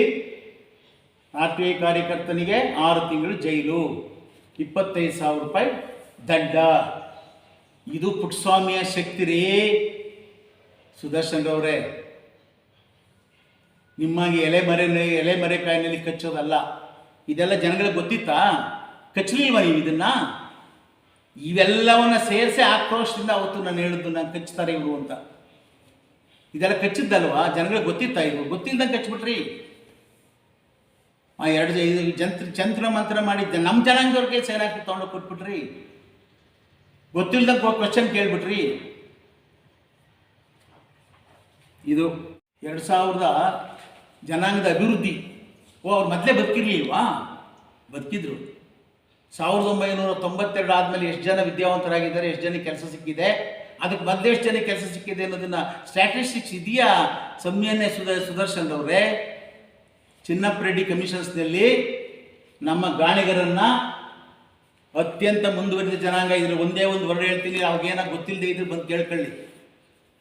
ಇನ್ view of there all round good show, they cannot be classified as socially and economically backward classes ಗಾಣಿಗರು. ಇದ್ರ ಬಗ್ಗೆ ಏನು ಯೋಚನೆ ಮಾಡಿದೀಗೆ ನೀವು? MLC ಆಗಿದ್ರಲ್ಲ, ಗೊತ್ತಾಯಿತು? ಈ ಪುಸ್ತಕ ನೋಡಿದ್ದೀರಾ ಸುದರ್ಶನ್ ಅವರೇ? ಇದಕ್ಕೆ ನೀನೇನಾರ ಮಾಡಿದರೆ, ಇದಕ್ಕೆ ಪರಿಹಾರ ಮಾಡಿದರೆ ಆಗ ನೀನು ನಿಜವಾದಂಥ ಶಾಸಕ ಅಂತ ಒಪ್ಕೊತೀನಿ. ಬತ್ತೀಯ ಜನಗಳ ಮುಂದೆ ಇಡ್ತೀಯ ಏನು ಮಾಡಿದೀಯಾ ಅಂತ? ಇಡ್ತೀಯನಪ್ಪ? ನೋಡಿ, ನಾನು ಮಾಡಿದ್ದೀನಿ. ನೋಡಿ ಚಾರ್ಟು ನಾನು ಮಾಡಿದ್ದೀನಿ. 33 ಜಾತಿ. ಇದು ಸ್ಟ್ಯಾಟಿಸ್ಟಿಕ್ ನನ್ನ ಹತ್ರ ಇರೋದು ಹಿಂದುಳಿದ ವರ್ಗಗಳ ಬಗ್ಗೆ. ತಮ್ಮ ಹತ್ರ ಏನಿದೆ ಒಂದು ಸ್ವಲ್ಪ ಹೇಳ್ತೀರಾ? ಹಿಂದುಳಿದ ವರ್ಗದವ್ರಿಗೆ ದುಡಿದಿದ್ದೀನಿ ಅಂತಿರಲ್ಲ. ಇದು ನೋಡಿ, ಯಾವತ್ತಿದು ಅಜ್ಜಿ? ಇವತ್ತು ಮಾಡ್ದಲ್ಲ ಇದು. ಯಾವತ್ತಿದು? 6 ಜೂನ್ 1993. 93ನೇ ಇಸ್ವಿನಲ್ಲಿ ನಾನು ಇದನ್ನೆಲ್ಲ ಕೊಟ್ಟು ಲಾ ಡಿಪಾರ್ಟ್ಮೆಂಟ್ನಲ್ಲಿ ಹೋರಾಟ ಮಾಡಿ, ಲಾ ಡಿಪಾರ್ಟ್ಮೆಂಟಲ್ಲಿ ಅಪ್ರೂವ್ ಮಾಡಿಸಿ, ಗಾಣಿಗರ ಜೊತೆಗೆ 33 ಜಾತಿಗಳನ್ನು ಬಿಟ್ಟೋಗಿದ್ದನ್ನು ಹಿಂದುಳಿದ ವರ್ಗಕ್ಕೆ ಸೇರಿಸ್ತೆ. ನಾನು ಹಿಂದುಳಿದ ವರ್ಗದ ನಾಯಕ. ಇದು ವೀರಪ್ಪ ಮೊಯ್ಲಿ ಅವರು ಚೀಫ್ ಮಿನಿಸ್ಟರ್ ಆಗಿದ್ರು, ಬದುಕಿದ್ದಾರೆ, ಕೇಳ್ಬೋದು. ಇದೇ ವೀರಪ್ಪ ಮೊಯ್ಲಿ ಅವರು ಚಿಂತಾಮಣಿಗೆ ಬಂದಾಗ ನಿಮ್ಮ ಎದುರಿನಲ್ಲೇ ಹೇಳಿದ್ರು, ಗಾಣಿಗರನ್ನ ಮತ್ತು ಹಿಂದುಳಿದ ವರ್ಗದವ್ರನ್ನ ನಾನು ಹಿಂದುಳಿದ ವರ್ಗಕ್ಕೆ ಸೇರಿಸಬೇಕಾಗಿದ್ರೆ ಪುಟ್ಟಸ್ವಾಮಿ ಕೊಟ್ಟಂಥ ಅಂಕಿಅಂಶಗಳು ನನಗೆ ಸಹಾಯ ಆಯಿತು ಅಂತ ನಿಮ್ಮ ಎದುರಿಗೆ ಚಿಂತಾಮಣಿಲಿ ಹೇಳಲಿಲ್ವ ಸುದರ್ಶನ್ ಅವರೇ? ನೀವೇನಪ್ಪ ಶ್ರಮ ಪಟ್ರಿ ಜನಾಂಗಕ್ಕೋಸ್ಕರ? ಇವತ್ತು 2A ಮಾಡಿಸಿದ ಮೇಲೆ ಅತ್ಯಂತ ಮುಂದುವರಿದ ಜನಾಂಗವನ್ನು ನಾನು 2Aಗೆ ಮಾಡಿಸಿದೆ. 2Aಗೆ ಮಾಡಿಸಿದ್ದನ್ನು ದೇವೇಗೌಡರು ಕಬ್ಬನ್ ಪಾರ್ಕ್ನಲ್ಲಿ ಹೇಳಿದರು. ಗಾಣಿಗರು ಅತ್ಯಂತ ಮುಂದುವರಿದ ಜನಾಂಗ ಅಂತ ರಿಪೋರ್ಟ್ ಇದೆ ಆಯೋಗದ್ದು. ಅವರ ಹಿಂದುಳಿದ ಬಗ್ಗೆ ಹೆಂಗೆ ಸೇರಿಸಿದ್ರಿ ಅಂತ ಪ್ರಶ್ನೆ ಕೇಳಿದ್ರು. ಆಗ ಉತ್ತರ ಹೇಳಿದೇನಪ್ಪ ನೀನು? ಬುದ್ಧಿ ಗೌರವ ಮಾತಾಡಬೇಕಲ್ಲ ನಾವು, ಯಾಕೆಂದ್ರೆ ಎಲ್ಲ ಮಾಡಿದ್ದೀರಲ್ಲ ನೋಡಿ ನೀವು, ಅದಕ್ಕೋಸ್ಕರ ಅದರಿಂದ ಇದನ್ನು ಮಾಡಿದೆ. ಆಮೇಲೆ ಸ್ಥಳೀಯ ಸಂಸ್ಥೆಗಳಿಗೆ ಕ್ಯಾಟಗರಿ 1, 2 ಸೇರಿಸ್ಬೇಕು ಅಂತೇಳಿ ಬಂದಿತ್ತು. ಇದು ಯಾವತ್ತಿದು ನೋಡಪ್ಪ? ಇದು ಯಾವತ್ತಪ್ಪ? 94 28/5/94. ಇದು ಚೀಫ್ ಮಿನಿಸ್ಟರ್ ಸೆಕ್ರೆಟರಿಯೇಟಿಂದ. ಏನು ಜಿಲ್ಲಾ ಪಂಚಾಯಿತಿ ಕಾಯ್ದೆಯ 33% ಮೀಸಲಾತಿಯನ್ನು ಅರ್ಹ ದುರ್ಬಲ ವರ್ಗದ ಪಂಗಡ 1 ಮತ್ತು 2ರ ಪಟ್ಟಿಗೆ ಸೀಮಿತಗೊಳಿಸಲು ಸೀಮಿತ. ಯಾರಿಗೆ ಬರ್ತಿರೋದು ಇದು? BJ ಪುಟ್ಟಸ್ವಾಮಿಗೆ ಬಂದಿರೋದು. ಕಾರಣ, ನಾನು ಎಲ್ಲ ಅಂಕಿಅಂಶಗಳನ್ನು ಕೊಟ್ಟು ಕ್ಯಾಟಗರಿ 1 ಮತ್ತು 2ಯಲ್ಲಿ ಇರೋರು ಮಾತ್ರ A ಗ್ರೂಪ್ಗೆ ಸೇರಿಸಬೇಕು ಅಂತ ಹೇಳ್ಬಿಟ್ಟು ಒಂದು ಸ್ಟ್ಯಾಟಿಸ್ಟಿಕ್ಸನ್ನು ಕೊಟ್ಟಿದ್ದೆ. ಅದನ್ನು ಕನ್ಸಿಡರ್ ಮಾಡಿದ್ದೀವಿ ನಾವು ನಿಮ್ಮ ಪ್ರಕಾರ ಅಂತ ಹೇಳೋದಕ್ಕೋಸ್ಕರ ಇವತ್ತು ಸ್ಥಳೀಯ ಸಂಸ್ಥೆಗಳಲ್ಲಿ ಹಿಂದುಳಿದ ವರ್ಗದವರಿಗೆ ರಿಸರ್ವೇಷನ್ಸ್ ಬಂತು. ಅದರಿಂದ ನಮ್ಮವರು ಇವತ್ತು ಜಿಲ್ಲಾ ಪಂಚಾಯತಿನಲ್ಲಿ, ಮಂಡಲ ಪಂಚಾಯತಿನಲ್ಲಿ, ಆಮೇಲೆ ಮುನ್ಸಿಪಾಲ್ಟಿಗಳಲ್ಲಿ ಇವತ್ತು ಸದಸ್ಯರಾಗ್ತಾ ಇದ್ದಾರೆ. ಸನ್ಮಾನ್ಯ ಸುದರ್ಶನ್ ಅವರೇ, ನೀವು ಇದು ಗೊತ್ತೇನ್ರಿ? ಇದು ಈ ವಿಚಾರ ಗೊತ್ತೇನ್ರಿ ನಿಮಗೆ? ಬರ್ತೀರೇನ್ರಿ ಮತ್ತೆ ಯಾವ್ದಾರ ಡಾಕ್ಯುಮೆಂಟ್ಸ್ ಇದ್ರೆ ತತ್ತಿರೇನ್ರಿ? ನಾನು ಪ್ರೊಡ್ಯೂಸ್ ಮಾಡ್ತಾ ಇದ್ದೀನಲ್ರಿ, ನನ್ನ ಮೇಲೆ ಅಪಾದನೆ ಮಾಡ್ತೀರೇನ್ರಿ? ನನ್ನ ಜೀವವನ್ನು ತೇದಿದ್ದೇನೆ ಜನಾಂಗಕ್ಕೋಸ್ಕರ, ಸಮಾಜಕ್ಕೋಸ್ಕರ ನನ್ನ ಜೀವವನ್ನು ತೇದಿದ್ದೇನೆ. ಪ್ರಾಣ ಅಪಾಯವನ್ನು ಎದುರಿಸಿದ್ದೇನೆ. ನಾನು ನನ್ನ ಪ್ರಾಣಕ್ಕೆ ಕುತ್ತು ಬಂದಾಗ ನಾನು ಅನುಭವಿಸಿದ್ದೇನೆ. ನನ್ನ ಮೇಲೆ ನೀವು ಅಪಾದನೆ ಮಾಡ್ತೀರೇನಪ್ಪ? ಇಡೀ ದೇಶದಲ್ಲಿ ಸಹಕಾರ ಇಲಾಖೆಯಲ್ಲಿ ರಿಸರ್ವೇಷನ್ಸ್ ಇಲ್ಲ. ನಾನು ಸಹಕಾರ ಮಂತ್ರಿಯಾದ ತಕ್ಷಣ ಕಾಯ್ದೆಯನ್ನು ಅಮೆಂಡ್ಮೆಂಟ್ ಮಾಡಿ 2 ರಿಸರ್ವೇಷನ್ಸನ್ನು ತಂದದ್ದಂತೂ ಕಾಯ್ದೆ ಇದು 12/12/2022. ಇವತ್ತು APMCನಲ್ಲಿ ಮೆಂಬರ್ ಆಗ್ತಾ ಇಲ್ವಾ? ಸಹಕಾರ ಬ್ಯಾಂಕ್ಗಳಲ್ಲಿ ಮೆಂಬರ್ ಆಗ್ತಾ ಇಲ್ವಾ? 81,000 ಸಹಕಾರ ಇಲಾಖೆಯಲ್ಲಿ ಇವತ್ತು ಹಿಂದುಳಿದ ವರ್ಗದವರಿಗೆ 2 ರಿಸರ್ವೇಷನ್ ಸಿಕ್ಕಿದೆ. ಇದನ್ನು ಅಮೆಂಡ್ಮೆಂಟ್ ಮಾಡಬೇಕಾಗಿದ್ದರೆ ದೊಡ್ಡ ಯುದ್ಧನೇ ನಡೀತು. BJPನಲ್ಲಿಯೂ ಇಲ್ಲ ಅಂತ ಹೇಳೋದಿಲ್ಲ. ಆದರೆ ನಾನು ಹಠ ಹಿಡಿದೆ. ನನ್ನ ಬ್ಲಡ್ಡಲ್ಲಿದೆ ಹಿಂದುಳಿದ ವರ್ಗ, ಮಾಡೇ ಮಾಡ್ತೀನಿ ಅಂತೇಳಿ ಯಡಿಯೂರಪ್ಪನವರು ಸಾಕ್ಷಿ, ಅವ್ರ ಎದುರಿಗೆ ನಡೀತು. 20 ಜನ ಮಂತ್ರಿಗಳು ಕೂತ್ಕೊಂಡು ಮಾಡಬಾರ್ದು ಅಂತ, ನಾನು ಮಾಡಬೇಕು ಅಂತ. ಕೊನೆಗೆ ನಮ್ಮ ನಂಬರ್ ಕಡಿಮೆ ಆಗ್ತಿದೆ ಎಂದು 2ನ್ನ ಜಾಸ್ತಿ ಮಾಡಿ 7 9 ಮಾಡಿದೆ, 9ನ್ನ 11 ಮಾಡಿದೆ, 11ನ್ನ 12 ಮಾಡಿದೆ, 11ನ್ನ 13 ಮಾಡಿದೆ. ಇದು ಪುಟ್ಟಸ್ವಾಮಿಯ ಗಂಡಸತನ. ಹಿಂದುಳಿದ ವರ್ಗದವರಿಗೆ ನಾನು ಮಾಡಿರ್ತಕ್ಕಂಥ ಅಳಿಲು ಸೇವೆ ದೇವ್ರ ದಯೆಯಿಂದ. ನಾನು ಅಂತ ಹೇಳ್ಕೊಳ್ತಾರೆ, ಮಾಡಿದ್ದೀನಿ ಹೇಳ್ತೀನಿ ರೀ. ನೀವೇನು ಮಾಡಿದ್ರೆ ಹೇಳಪ್ಪ, ನೀವು ಮಾಡೇ ಎಲ್ಲ ಹೇಳ್ಕೊಳಕ್ಕೆಲ್ಲ ಆಗುತ್ತೆ. ಅದಕ್ಕೆ ಮಾಡಿದವ್ರ ಮೇಲೆ ಹೇಳ್ಬಿಡೋದು, ನಾನು ಅಂತ ಹೇಳ್ಕೊಳ್ತಾರೆ. ಹೌದು, ಹೇಳ್ಕೊಳ್ಬೇಕಲ್ಲ. ಅಂಬೇಡ್ಕರ್ ಹೇಳ್ತಾರೆ, ಆಚಾರ ವಿಚಾರ ಪ್ರಚಾರ 3 ಇರಬೇಕು ಮನುಷ್ಯನಿಗೆ ಅಂತ. ನೀವು ಅಂಬೇಡ್ಕರ್ ಬಗ್ಗೆ ನಂಬಿಕೆ ಇಲ್ವಲ್ಲ? ಆಚಾರ ವಿಚಾರ ಪ್ರಚಾರ ಹೇಳಿ ಪ್ರಚಾರ ಮಾಡಲೇಬೇಕು ನಾವು. ನೋಡಿ ಇಲ್ಲಿ ಅಮೆಂಡ್ಮೆಂಟ್ ಸೈನ್ ಹಾಕಿರೋದು ನಾನು ಬಿಲ್ಗೆ ಹೇಳ್ಬಾರ್ದ? ಇದಾಯ್ತಾ? ಇದು ಡೆಪ್ಟಿ ಸೆಕ್ರೆಟರಿ ಮೋಹನ್ ಕುಮಾರ್, ಆಮೇಲೆ ವಿಶ್ವನಾಥ್ ಅಂತ ಸತ್ತೋಗ್ಬಿಟ್ಟ ಈಗ, ವಿಶ್ವನಾಥ್. ಆಮೇಲೆ ಇನ್ನೊಬ್ರು ಅಡ್ವೊಕೇಟು ವೆಂಕಟೇಶ್ ಅಂತ ಬಂದರು. ನಾವು SLN ಚಾರ್ಟಿಸ್ನಲ್ಲಿ ಅಧ್ಯಕ್ಷರು ಮತ್ತು ಮೆಂಬರ್ ಆಗಿದ್ದೀವಿ ಸರ್. ನಾವೇನೂ ಮಾಡಿದೆ, ನಮ್ಮ ಮೇಲೆ ಕ್ರಿಮಿನಲ್ ಕೇಸ್ ಬುಕ್ ಮಾಡಿದ್ದಾರೆ ಸನ್ಮಾನ್ಯ ಸುದರ್ಶನ್ ಅವರು. ಯಾರವರು? ನಿಮ್ಮ ಸಂಬಂಧಿಕರೇ ಅಲ್ವೇನಪ್ಪ, ಗಾಣಗರೇ ಅಲ್ವೇನಪ್ಪ? ಅವ್ರ ಮೇಲೆ ಕ್ರಿಮಿನಲ್ ಕೇಸ್ ಬುಕ್ ಮಾಡಿ ನಿಜಾನಿಲ್ಲೇನಪ್ಪ? ಈಗ ಕೇಳ್ತೀರಾ, BG ರಮೇಶ್ ಅಂತ ಕೇಳ್ತೀರಾ? ಆ ಮೋಹನ್ ಮೂರ್ತಿ ಡೆಪ್ಟಿ ಸೆಕ್ರೆಟರಿ ಆಗಿದ್ದ, ಅವ್ನು ಡಿಸ್ಮಿಸ್ ಆಗ್ಬಿಡೋಣ ಅವಾಗ ಏನಾದ್ರು ಇದಾಗಿದ್ದರೆ. ಆಗ ನಾನು ಅವ್ರಿಗೆ ಈಗ ಇದಾರೆಲ್ಲ ಅವರೆಲ್ಲ, ನಾನು BV ಆಚಾರ್ಯ ಅವ್ರ ಹತ್ರ, ಹೋಮ್ ಮಿನಿಸ್ಟರ್ ಹತ್ರ ಹೋಗಿ ಅದನ್ನು ಎನ್ಕ್ವೈರಿ ಮಾಡಿಸಿ, ಎನ್ಕ್ವೈರಿಲಿ ಏನೂ ಇಲ್ಲ ಅಂತ ಗೊತ್ತಾದ ಮೇಲೆ ಅದನ್ನು ಎಕ್ಸಾಮಿನೇಟ್ ಮಾಡಿಸ್ಕೊಟ್ಟೆ. ನಾನು BV ಆಚಾರ್ಯ ಹತ್ರ ಕೂತಿದ್ದೀನಿ, ಇವರು ಬಂದು ಅಲ್ಲೇ ಕೂತಿದ್ರು. ಅವ್ರು ಪನಿಷ್ಮೆಂಟ್ ಕೊಡಿ ಅಂತ ಹೇಳೋದಕ್ಕೆ, ನಾನು ಆ ಪನಿಷ್ಮೆಂಟ್ ಬಿಡಿಸಿ ಅಂತ ಹೇಳೋದಕ್ಕೆ. ನಾನು ಇದು ಗಾಣಗರಿಗೆ ನೀವು ಮಾಡಿದಂಥ ಉಪಕಾರ ಅಲ್ವಾ? ಎಂತೆಂಥ ಉಪಕಾರ ಮಾಡಿದ್ದೀರಾ ಸನ್ಮಾನ್ಯ ಸುದರ್ಶನ್ ಅವರೇ. ಆಮೇಲೆ ಇನ್ನೊಬ್ಬರು ಚೀಫ್ ಇಂಜಿನಿಯರ್ ಇನ್ನೂ ಬದುಕಿದ್ದಾರೆ, ವೆಂಕಟರಾಮ್ ಶೆಟ್ಟಿ ಅಂತ. ಯಡಿಯೂರಪ್ಪ ಇವರಿದ್ದಾಗ, PV ವೆಂಕಟರಮಣ ಇವರಿದ್ದಾಗ ನಾನು ಕೆಲಸ ಕೊಡಿಸಿದ್ದೆ ಜ್ಯೋತಿನಗರ ವಿಷಯ ಹುಡುಗ. ಅವನು ಚೀಫ್ ಇಂಜಿನಿಯರ್ ಆಗಿದ್ದ. ಅವ್ನು ರಿಟೈರ್ ಆದಮೇಲೆ ಪಬ್ಲಿಕ್ ಅಕೌಂಟ್ಸ್ ಕಂಪ್ನಿಯಲ್ಲಿ ರೈಸ್ ಮಾಡಿ ಅವನ ಸಂಬಳದಲ್ಲಿ ರಿಕವರಿ ಮಾಡಿ ಅಂತ ಆರ್ಡರ್ ಮಾಡಿಸಿಲ್ವ ಸುದರ್ಶನ್ ಅವರೇ? ವೆಂಕಟರಾಮ್ ಶೆಟ್ಟಿ ಇನ್ನೂ ಬದುಕಿದ್ದಾನೆ, ಹೇಳಿಸ್ಲಾ ನಿಮ್ಮ ಕೈಲಿ? ಆಗ ನನ್ನ ಹತ್ರ ಬಂದ ಹುಡುಗ, ಸಾರ್ ನಾನು ರಿಟೈರ್ ಆಗಿದ್ದೀನಿ, ನಾನು ಸಂಬಳದಲ್ಲಿ ಇಟ್ಕೊಳ್ಳಿ ಅಂತ ಮಾಡಿಸ್ಬಿಟ್ಟಿದ್ದಾನೆ ನೋಡಿ ಸಾರ್ ಅಂತ. ಆಗ ನಾನು ರಿಟೈರ್ ಆದಮೇಲೆ, ಇವ್ರು ರಿಟೈರ್ ಆದಮೇಲೆ ನಾನು ಹೋದೆ ಅದೇ ಪಬ್ಲಿಕ್ ಅಕೌಂಟ್ಸ್ ಕಂಪ್ನಿಗೆ. ಆಗ ನಾನು ಅದನ್ನು ಎಲ್ಲಿ ತೋರಿಸ್ರಿ, ಎಲ್ಲೆಲ್ಲ ಅವ್ನೇನು ತಪ್ಪು ಮಾಡಿದ್ದಾನೆ, ಪಾಪ ತಪ್ಪಿದ್ದಾನೆ, ಹೆಂಗ್ರಿ ಮಾಡ್ತೀರಾ, ಯಾರು ಹೇಳಿದ್ರು ಮಾಡ್ತೀರಾ ಅಂತ ಹೇಳ್ಬಿಟ್ಟು ಎಕ್ಸಾಮಿನೇಟ್ ಮಾಡಿಸಿ ಅದನ್ನು ಕ್ಯಾನ್ಸಲ್ ಮಾಡಿಸ್ದೆ. ಇದು BJ ಪುಟ್ಟಸ್ವಾಮಿ ಜನಾಂಗಕ್ಕೆ ಮಾಡಿರ್ತಕ್ಕಂಥ ನನ್ನ ಅಳಿಲು ಸೇವೆ ಸುದರ್ಶನ್ ಅವರೇ. ನೀವೇನೇನು ಮಾಡಿದ್ರಿ ಹೇಳಿದ್ನಲ್ಲಪ್ಪ ಕಥೆಗಳನ್ನ, ಇದೆಲ್ಲ ನೀವು ಮಾಡಿರ್ತಕ್ಕಂಥ ಕೊಡುಗೆನಪ್ಪ. ದಯವಿಟ್ಟು ನೀವು ಇದನ್ನೆಲ್ಲ ಮಾಡೋಕ್ಕೆ ಹೋಗಬೇಡಿ. ಸುಖವಾಗಿ ಬದುಕಿದ್ರಿ, ಜನಾಂಗನೂ ನೋಡಲಿಲ್ಲ, ಶ್ರಮನೂ ತಗೊಳ್ಳಿಲ್ಲ. ನೀವೇನೋ ಒಂದು ಮಾಡ್ಕೊಂಡಿದ್ದೀವಿ ಅಂತ ಹೇಳಿದ್ರಿ. ಅಲ್ಲೆಲ್ಲ ನಿಮ್ಮ ಮನೆಯವರೇ ಇರೋರು, ನನ್ನಲ್ಲಿ ನನ್ನ ಮಕ್ಕಳು ಮರಿ ಯಾರೂ ಇಲ್ಲ. ನನ್ನ ಮನೆ ಮಾರಿ ಈ ಸಂಸ್ಥೆ ಮಠ ಕಟ್ಟಬೇಕಾದ್ರೆ ನಾನು ಇವತ್ತಿನ ದಿವಸ ಕೋಟ್ಯಾಂತರ ರೂಪಾಯಿ ಹಾಕಿದ್ದೀನಿ. ನಿಮಗೆ ಕಳಿಸಿದ್ದು ಮಾಡಿಟ್ಟು ಯಾರಾದರೂ ವೆರಿಫೈ ಮಾಡಲಿ ಬಂದು. ಇವತ್ತು ಪಿಂಚಣಿ ನಡಿಬೇಕಾದ್ರೆ, ಮಠ ನಡಿಬೇಕಾಗಿದ್ದರೆ ಯಾರ್ದು ಒಂದು ಪೈಸೆನ ನಾನು ಸಂಘ ಕಟ್ಟಕ್ಕೆ ಶುರು ಮಾಡಿದ ತವಳಿಂದ ನನ್ನ ಸ್ವಂತಕ್ಕೆ ಉಪಯೋಗ ಮಾಡಿಲ್ಲ, ಜನಾಂಗದ ದುಡ್ಡನ್ನು. 10 ವರ್ಷ 8 ವರ್ಷ ಇಂಜಿನಿಯರ್ ಆಗಿದ್ದೆ. ಕ್ಲಾಸ್ 1 ಕಾಂಟ್ರಾಕ್ಟರ್ ಆಗಿದ್ದೆ ಮಿಲಿಟರಿ ಇಂಜಿನಿಯರಿಂಗ್ ಸರ್ವಿಸ್ನಲ್ಲಿ. 12 ವರ್ಷ ಶಾಸಕನಾಗಿದ್ದೆ. ಪೊಲಿಟಿಕಲ್ ಸೆಕ್ರೆಟರಿ ಆಗಿದ್ದೆ ಕ್ಯಾಬಿನೆಟ್ ರ್ಯಾಂಕ್ನಲ್ಲಿ. ಮಿನಿಸ್ಟರ್ ಆಗಿದ್ದೆ. ನೀತಿ ಆಯೋಗದ ಅಧ್ಯಕ್ಷನಾಗಿದ್ದೆ. ಇಷ್ಟು ವರ್ಷ ಇದ್ದು ನನಗಿರೋದು ಒಂದೇ ಒಂದು ಮನೆ. ನಾನು BDNಲ್ಲಿದ್ದೆ. ಸೈಟ್ ತೊಗೊಳ್ಳಿ ಅಂತ ಹೇಳಿದ್ರು. ಯಾವಾಗ 1966ರಲ್ಲಿ ನಮ್ಮವರೆಲ್ಲ ತೊಗೊಂಡ್ರು. ನಾನು ಹೇಳಿದೆ ಒಂದು ರೆವಿನ್ಯೂ ಸೈಟ್ ಇದೆ, ನಾನು ಫಾಲ್ಸ್ ಅಫಿಡವಿಟ್ ಕೊಡಲ್ಲ ಅಂತ ಹೇಳಿದೆ. ಆಗ ಕೃಷ್ಣ ಅಂತ IAS ಆಫೀಸರ್ ನಿನ್ನಂಥವ್ರು ಇದ್ದಾರೆ PWDನಲ್ಲಿ ಅಂತಕ್ಕಂಥ ಮಾತನ್ನು ಹೇಳಿಸ್ಕೊಂಡು ನಾನು ಸದನದಲ್ಲಿ ದೇವೇಗೌಡರ ಬಗ್ಗೆ ಮಾತನಾಡಿದೆ. ದೇವೇಗೌಡರ ಸರ್ವಿಸ್ ರಿಜಿಸ್ಟರ್ ತೊಗೊಂಡು ಬಂದರು. ಹೇಳಿ ನನ್ನ ಮೇಲೆ ಏನೋ ಚಾರ್ಜಸ್ ಇದೆ ಅಂದೆ. ನೋ ಚಾರ್ಜಸ್ ಅಂದರು. ರೆಕಾರ್ಡ್ ಆಗಿದೆ ಮಿಸ್ಟರ್ ಸುದರ್ಶನ್ ಅವರೇ. ಇದು BJ ಪುಟ್ಟಸ್ವಾಮಿಯ ನಡೆ. ನೀವೇನು ಹೇಳಿದ್ರೆ ಗವರ್ನರ್ ಅಂತ. ಗವರ್ನರ್ಗೆ ನಾನು ನಿಮ್ಮ ಆಸ್ತಿಯನ್ನು ವೆರಿಫೈ ಮಾಡಿ ಅಂತ ಅರ್ಜಿ ಕೊಟ್ಟಿದ್ದನ್ನು ಇಡ್ತೀರಾ?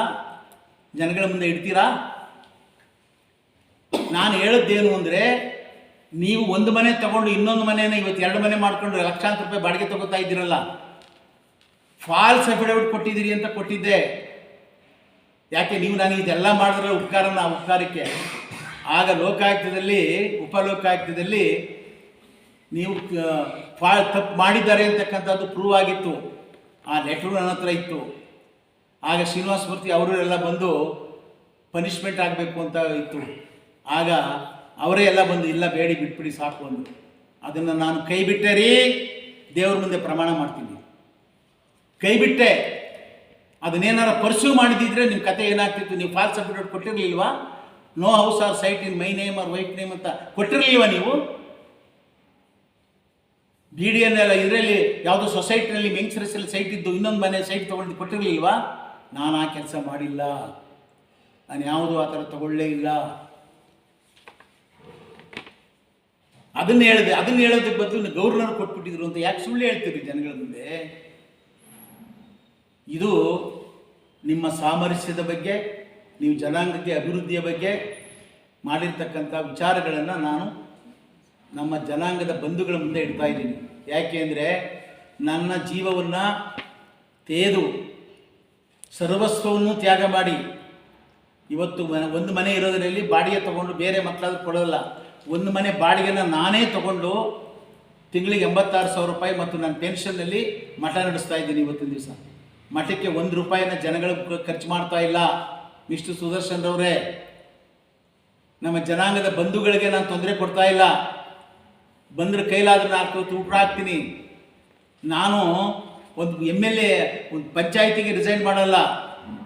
ಕ್ಯಾಬಿನೆಟ್ ರ್ಯಾಂಕಿಗೂ ಇದನ್ನು ಹುದ್ದೆನ ನಿಮಗೆ ದೈವ ಅನುಗ್ರಹ ಆಗಿದೆ, ನೀವೇ ಪೀಠ ಆಗಬೇಕು ಅಂತ ಅಂದದಕ್ಕೋಸ್ಕರ ದೇವರ ಕರೆದ ಮೇಲೆ ದೇವ್ರ ಜೊತೆಲಿ ಇರಬೇಕು ಅಂತೇಳಿ ರಿಸೈನ್ ಮಾಡಿ ಬಂದವನು.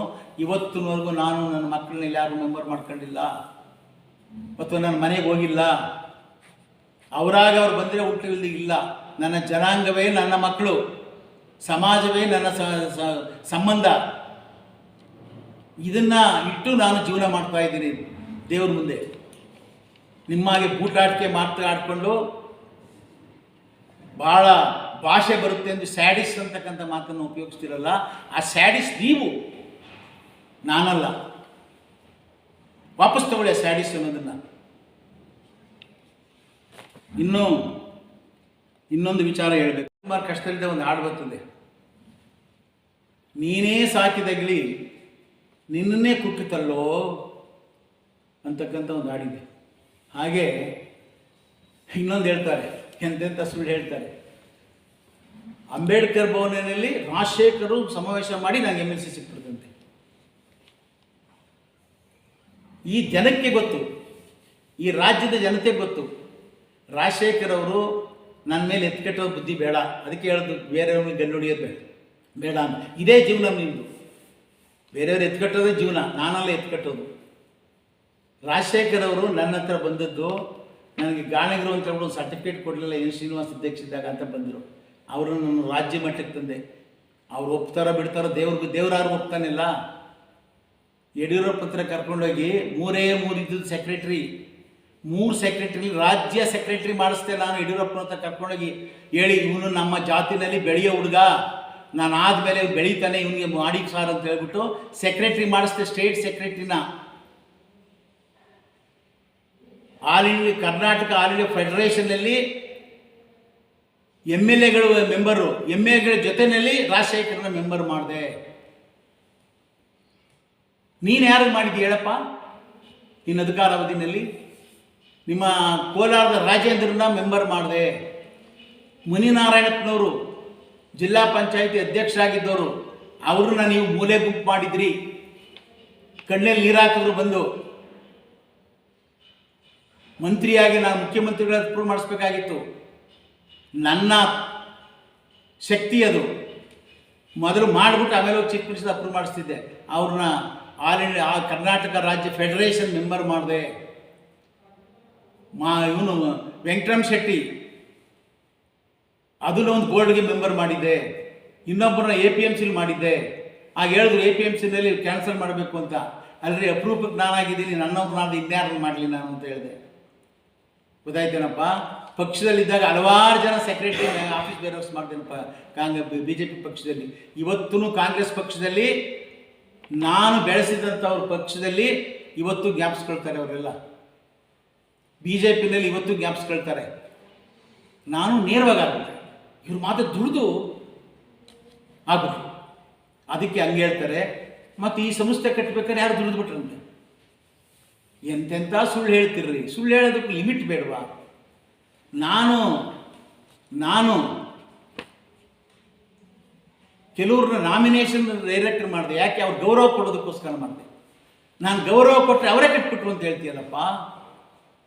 ನಾನು ಇದನ್ನು ನನ್ನ ಜೀವವನ್ನು ತ್ಯಾಗ ಮಾಡಿ, ನನ್ನ ಜೀವವನ್ನು ಪಣಕ್ಕಿಟ್ಟು ಕೆಲಸ ಮಾಡೋದಕ್ಕೋಸ್ಕರ ಯಡಿಯೂರಪ್ಪನವ್ರು ನನಗೆ ಸಂಸ್ಥೆ ಜಾಗ ಕೊಟ್ಟಿದ್ದರು. ಅದನ್ನು ಕಟ್ಟಬೇಕಾಗಿದ್ದರೆ ಕೋಟ್ಯಾಂತರ ರೂಪಾಯಿನ ನನ್ನ ಮನೆ ಮಠ ನನ್ನ ಮಕ್ಕಳಿಗೆಲ್ಲನೂ ಬಾಯಿ ಕಟ್ಬಿಟ್ಟು ತಂದು ಹಾಕಿದ್ದೀನಪ್ಪ. ನನ್ನ ಮಕ್ಕಳು ಒಂದು ದಿವಸ ನನ್ನ ಪ್ರಶ್ನೆ ಮಾಡಲಿಲ್ಲ. ಮನೆ ಬಾಡಿಗೆ ನೀವ್ಯಾಕೆ ತೊಗೊಂಡು ಹೋಗ್ತೀರೋ, ನಮ್ಗೆ ಬೇಕು ಅಂತ ಇವತ್ತಿನವರೆಗೂ ನನ್ನ ಮಕ್ಕಳಿಗೆ ಕೇಳಲಿಲ್ಲ. ಕಾರಣ ಏನಂದರೆ ಬುಡ್ಸ್ವಾಮಿಯ ರಕ್ತ ಅದು. ನಮ್ಮ ತಂದೆ ತಾಯಿಗಳು ಬಡವರು ಬಂದರೆ ಸಹಾಯ ಮಾಡ್ತಿದ್ರು. ಅದು ನಿನಗೇನು ಗೊತ್ತಿದೆ? ನಮ್ಮ ಬೆಕ್ಕಳ್ಳಿಗೆ ಹೋಗಿ ಕೇಳಿದ್ರೆ ಗೊತ್ತಾಗ್ತದೆ. ಗೊತ್ತಾಯ್ತಾ? ಇವರು ಪಾಪ ಇವ್ರು ಹೇಳ್ತಾರೆ, ಏನಪ್ಪ ಇದೇನು, ನಮ್ಮ ಸನ್ಮಾನ್ಯ ರಾಜಶೇಖರ್ ಅವರು ಅಧ್ಯಕ್ಷರು, ಅಖಿಲ ಕರ್ನಾಟಕ ಗಾಣಿಗರ ಸಂಘವನ್ನು ಉಳಿಸ್ತವ್ರು ಯಾರು ಅಂತ ಅವ್ರು ಆತ್ಮಾವಲೋಕನ ಮಾಡ್ಕೋಬೇಕು. ರಾಜಶೇಖರ್ ಅವರು ಆತ್ಮಾವಲೋಕನ ಮಾಡಿ. ಯಾಕೆ? ಅವಾಗೆಲ್ಲ ಗೊತ್ತಿದೆ ಏನೇ ನಡೀತು ಅಂತ. ಇದನ್ನು ಉಳಿಸ್ದೆ, ದುಡ್ಡು ಕೊಟ್ಟೆ, ಕಟ್ಟಿಸ್ದೆ. ಆಮೇಲೆ ಹಿರಿಯ ಒಂದು ಪೀಠಾಧ್ಯಕ್ಷ ನನಗೆ ಸನ್ಮಾನ ಮಾಡುವಾಗ ಇವರು ಆ ಸುದರ್ಶನ್ ಜೊತೆ ಕಣ್ಮರೆ ಆಗ್ಬಿಟ್ಟು. ಇವನು MSc ಯೂನಿವರ್ಸಿಟಿ ಮಾಡಲಿ ಬೇಡ ಅನ್ನಲ್ಲ. ಆದರೆ ನಾನು ಪೀಠಾಧಿಪತಿಯಾಗಿ ಒಬ್ಬ ಹಿರಿಯನಾಗಿ ಆ ಸಂಘ ಸ್ಥಾಪನೆ ಮಾಡಿದವನಾಗಿ ಪ್ರಿಫರೆನ್ಸ್ ಯಾರು ಕೊಡಬೇಕಾಗಿತ್ತು? ಅವ್ರು ಮಾಡಿ ಬೇಡ ಅನ್ನಲ್ಲ. ಅದನ್ನು ಬೇಕಾದ್ರೆ ಎತ್ತಿಕ್ತಾರೆ. ಅವನನ್ನು ನನ್ನ ಸ್ನೇಹಿತನೇ ಮಾಡಲಿ. ಆದರೆ ನನಗೆ ಮಾಡಿದಾಗ ನೀವು ಮಾಡಿದ್ರೇನಪ್ಪ? ಧರ್ಮನ ಇದು? ಧರ್ಮ ಇದೆಯಾ? ದೇವರಿದ್ದಾನ? ರಾಜಶೇಖರ್ ಅವರೇ, ಈಗ ನನ್ನ ಮೇಲೆ ಸುಳ್ಳು ಹೇಳ್ತಾರೆ ಅಂತ ಹೇಳ್ತೀರಲ್ರಿ. ನನ್ನ ಜೀವನದಲ್ಲಿ ಸುಳ್ಳು ಹೇಳಿದ್ದೀನೇನ್ರಿ? ಇಡೀ ಕರ್ನಾಟಕದ ಜನತೆಗೆ ಗೊತ್ತು. BJP ಸ್ವಾಮಿ ಏನೇ ಮಾತಾಡಬೇಕಾದ್ರೂ ಡಾಕ್ಯುಮೆಂಟ್ಸ್ ಇಟ್ಕೊಂಡೇ ಮಾತನಾಡ್ತಾರೆ ಇದರ TV ಯಾವುದೇ ಕಾರಣಕ್ಕೆ ಅವರು ತಪ್ಪು ಮಾತಾಡೋದಿಲ್ಲ ಅಂತಕ್ಕಂಥದ್ದು ಇಡೀ ಕರ್ನಾಟಕ ಜನತೆಗೆ ಗೊತ್ತು. ಅದರಲ್ಲಿ ನೀವು ನನಗೆ 85 ವರ್ಷ ಆದಮೇಲೆ ನಾನು ಬೆಳೆಸಿದ್ದಕ್ಕೆ ನೀನು ಬೆಳೆಸಿದ್ದು ಇಲ್ಲ ಅಂತ ಒಪ್ಕೋಬೋದು. ನೀನೇನು ಮಾಡೋಕ್ಕಾಗಲ್ಲ. ಮಗನೇ ತಂದೆ ಕೊಲೆ ಮಾಡುವಂಥ ಕಾಲ ಇವಾಗ. ನೀವೆಲ್ಲಿ ನಮಗೆ ಜ್ಞಾಪಿಸ್ಕೊಳ್ತೀರಾ? ಆದರೆ ನೀವು ಸುಳ್ಳು ಅವರು ಇವರು ಯಾರು ಎಂಥದ್ದು ಅಪಾದನೆ ಮಾಡ್ತಾ ಇರೋದು ಸುಳ್ಳು ಅಂತ ಹೇಳ್ತೀಯಲ್ಲಪ್ಪ. ಸುಳ್ಳ?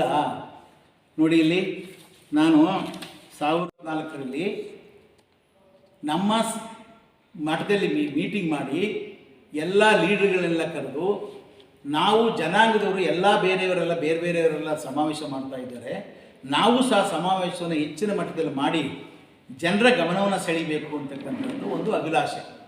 ಕಾರಣ ಏನು ಅಂದರೆ, ಪ್ರಜಾಪ್ರಭುತ್ವದಲ್ಲಿ ಜನಶಕ್ತಿಯನ್ನು ತೋರಿಸಿದಾಗ ಜನಾಂಗದಲ್ಲಿ ಯುವಕರಿದ್ದಾರೆ, ಅವ್ರಿಗೇನಾದರೂ ಒಂದು ಸಹಾಯ ಆಗಬೇಕಾದ್ರೆ ಸರ್ಕಾರದ ಗಮನವನ್ನು ಸೆಳೀಬೇಕಾಗ್ತದೆ ನಾವು. ಮತ್ತು ಜನಾಂಗಕ್ಕೆ ಆಗಬೇಕಾದಂಥ ಕೆಲಸ ಕಾರ್ಯಗಳಿಗೆ ಅನುಕೂಲ ಆಗ್ತದೆ. ನಾವು ಹೆಚ್ಚಿನ ಜನಸಂಖ್ಯೆಯಲ್ಲಿ ಕರೆದು ಹಬ್ಬವನ್ನು ಮಾತ್ರ ಕಾರಣವನ್ನು ಮಾಡಿ ನಾವು ಅವತ್ತಿನ ದಿವಸ ಸಮಾವೇಶ ಮಾಡಬೇಕು ಅಂತೇಳಿ 2 ಮೀಟಿಂಗ್ ಮಾಡಿ ನಾವು ತೀರ್ಮಾನ ಮಾಡಿದೋ. ಇದಕ್ಕೆ ಗೋಪಿಯವರು, ಅಮರನಾಥ್ ಅವರು, ಯೋಗೇಶ್ ಅವರು ಮತ್ತು ನಮ್ಮ ಭೀಮ ಬರುವಂಥವರು, ರಂಗರಾಜರವರು, ನರಸಿಂಹಯ್ಯನವರು, ಹೀಗೆ ಎಲ್ಲರೂ ಒಂದು ಗುಂಪು ಸೇರಿ ನಾವು ಇದನ್ನು ಮಾಡಬೇಕು ಅಂತ ಹೇಳ್ಬಿಟ್ಟು ತೀರ್ಮಾನ ಮಾಡಿದ್ವು. ಆ ತೀರ್ಮಾನ ಮಾಡಿದ ಮೇಲೆ ನಾನು ಮುಖ್ಯಮಂತ್ರಿಗಳಲ್ಲಿ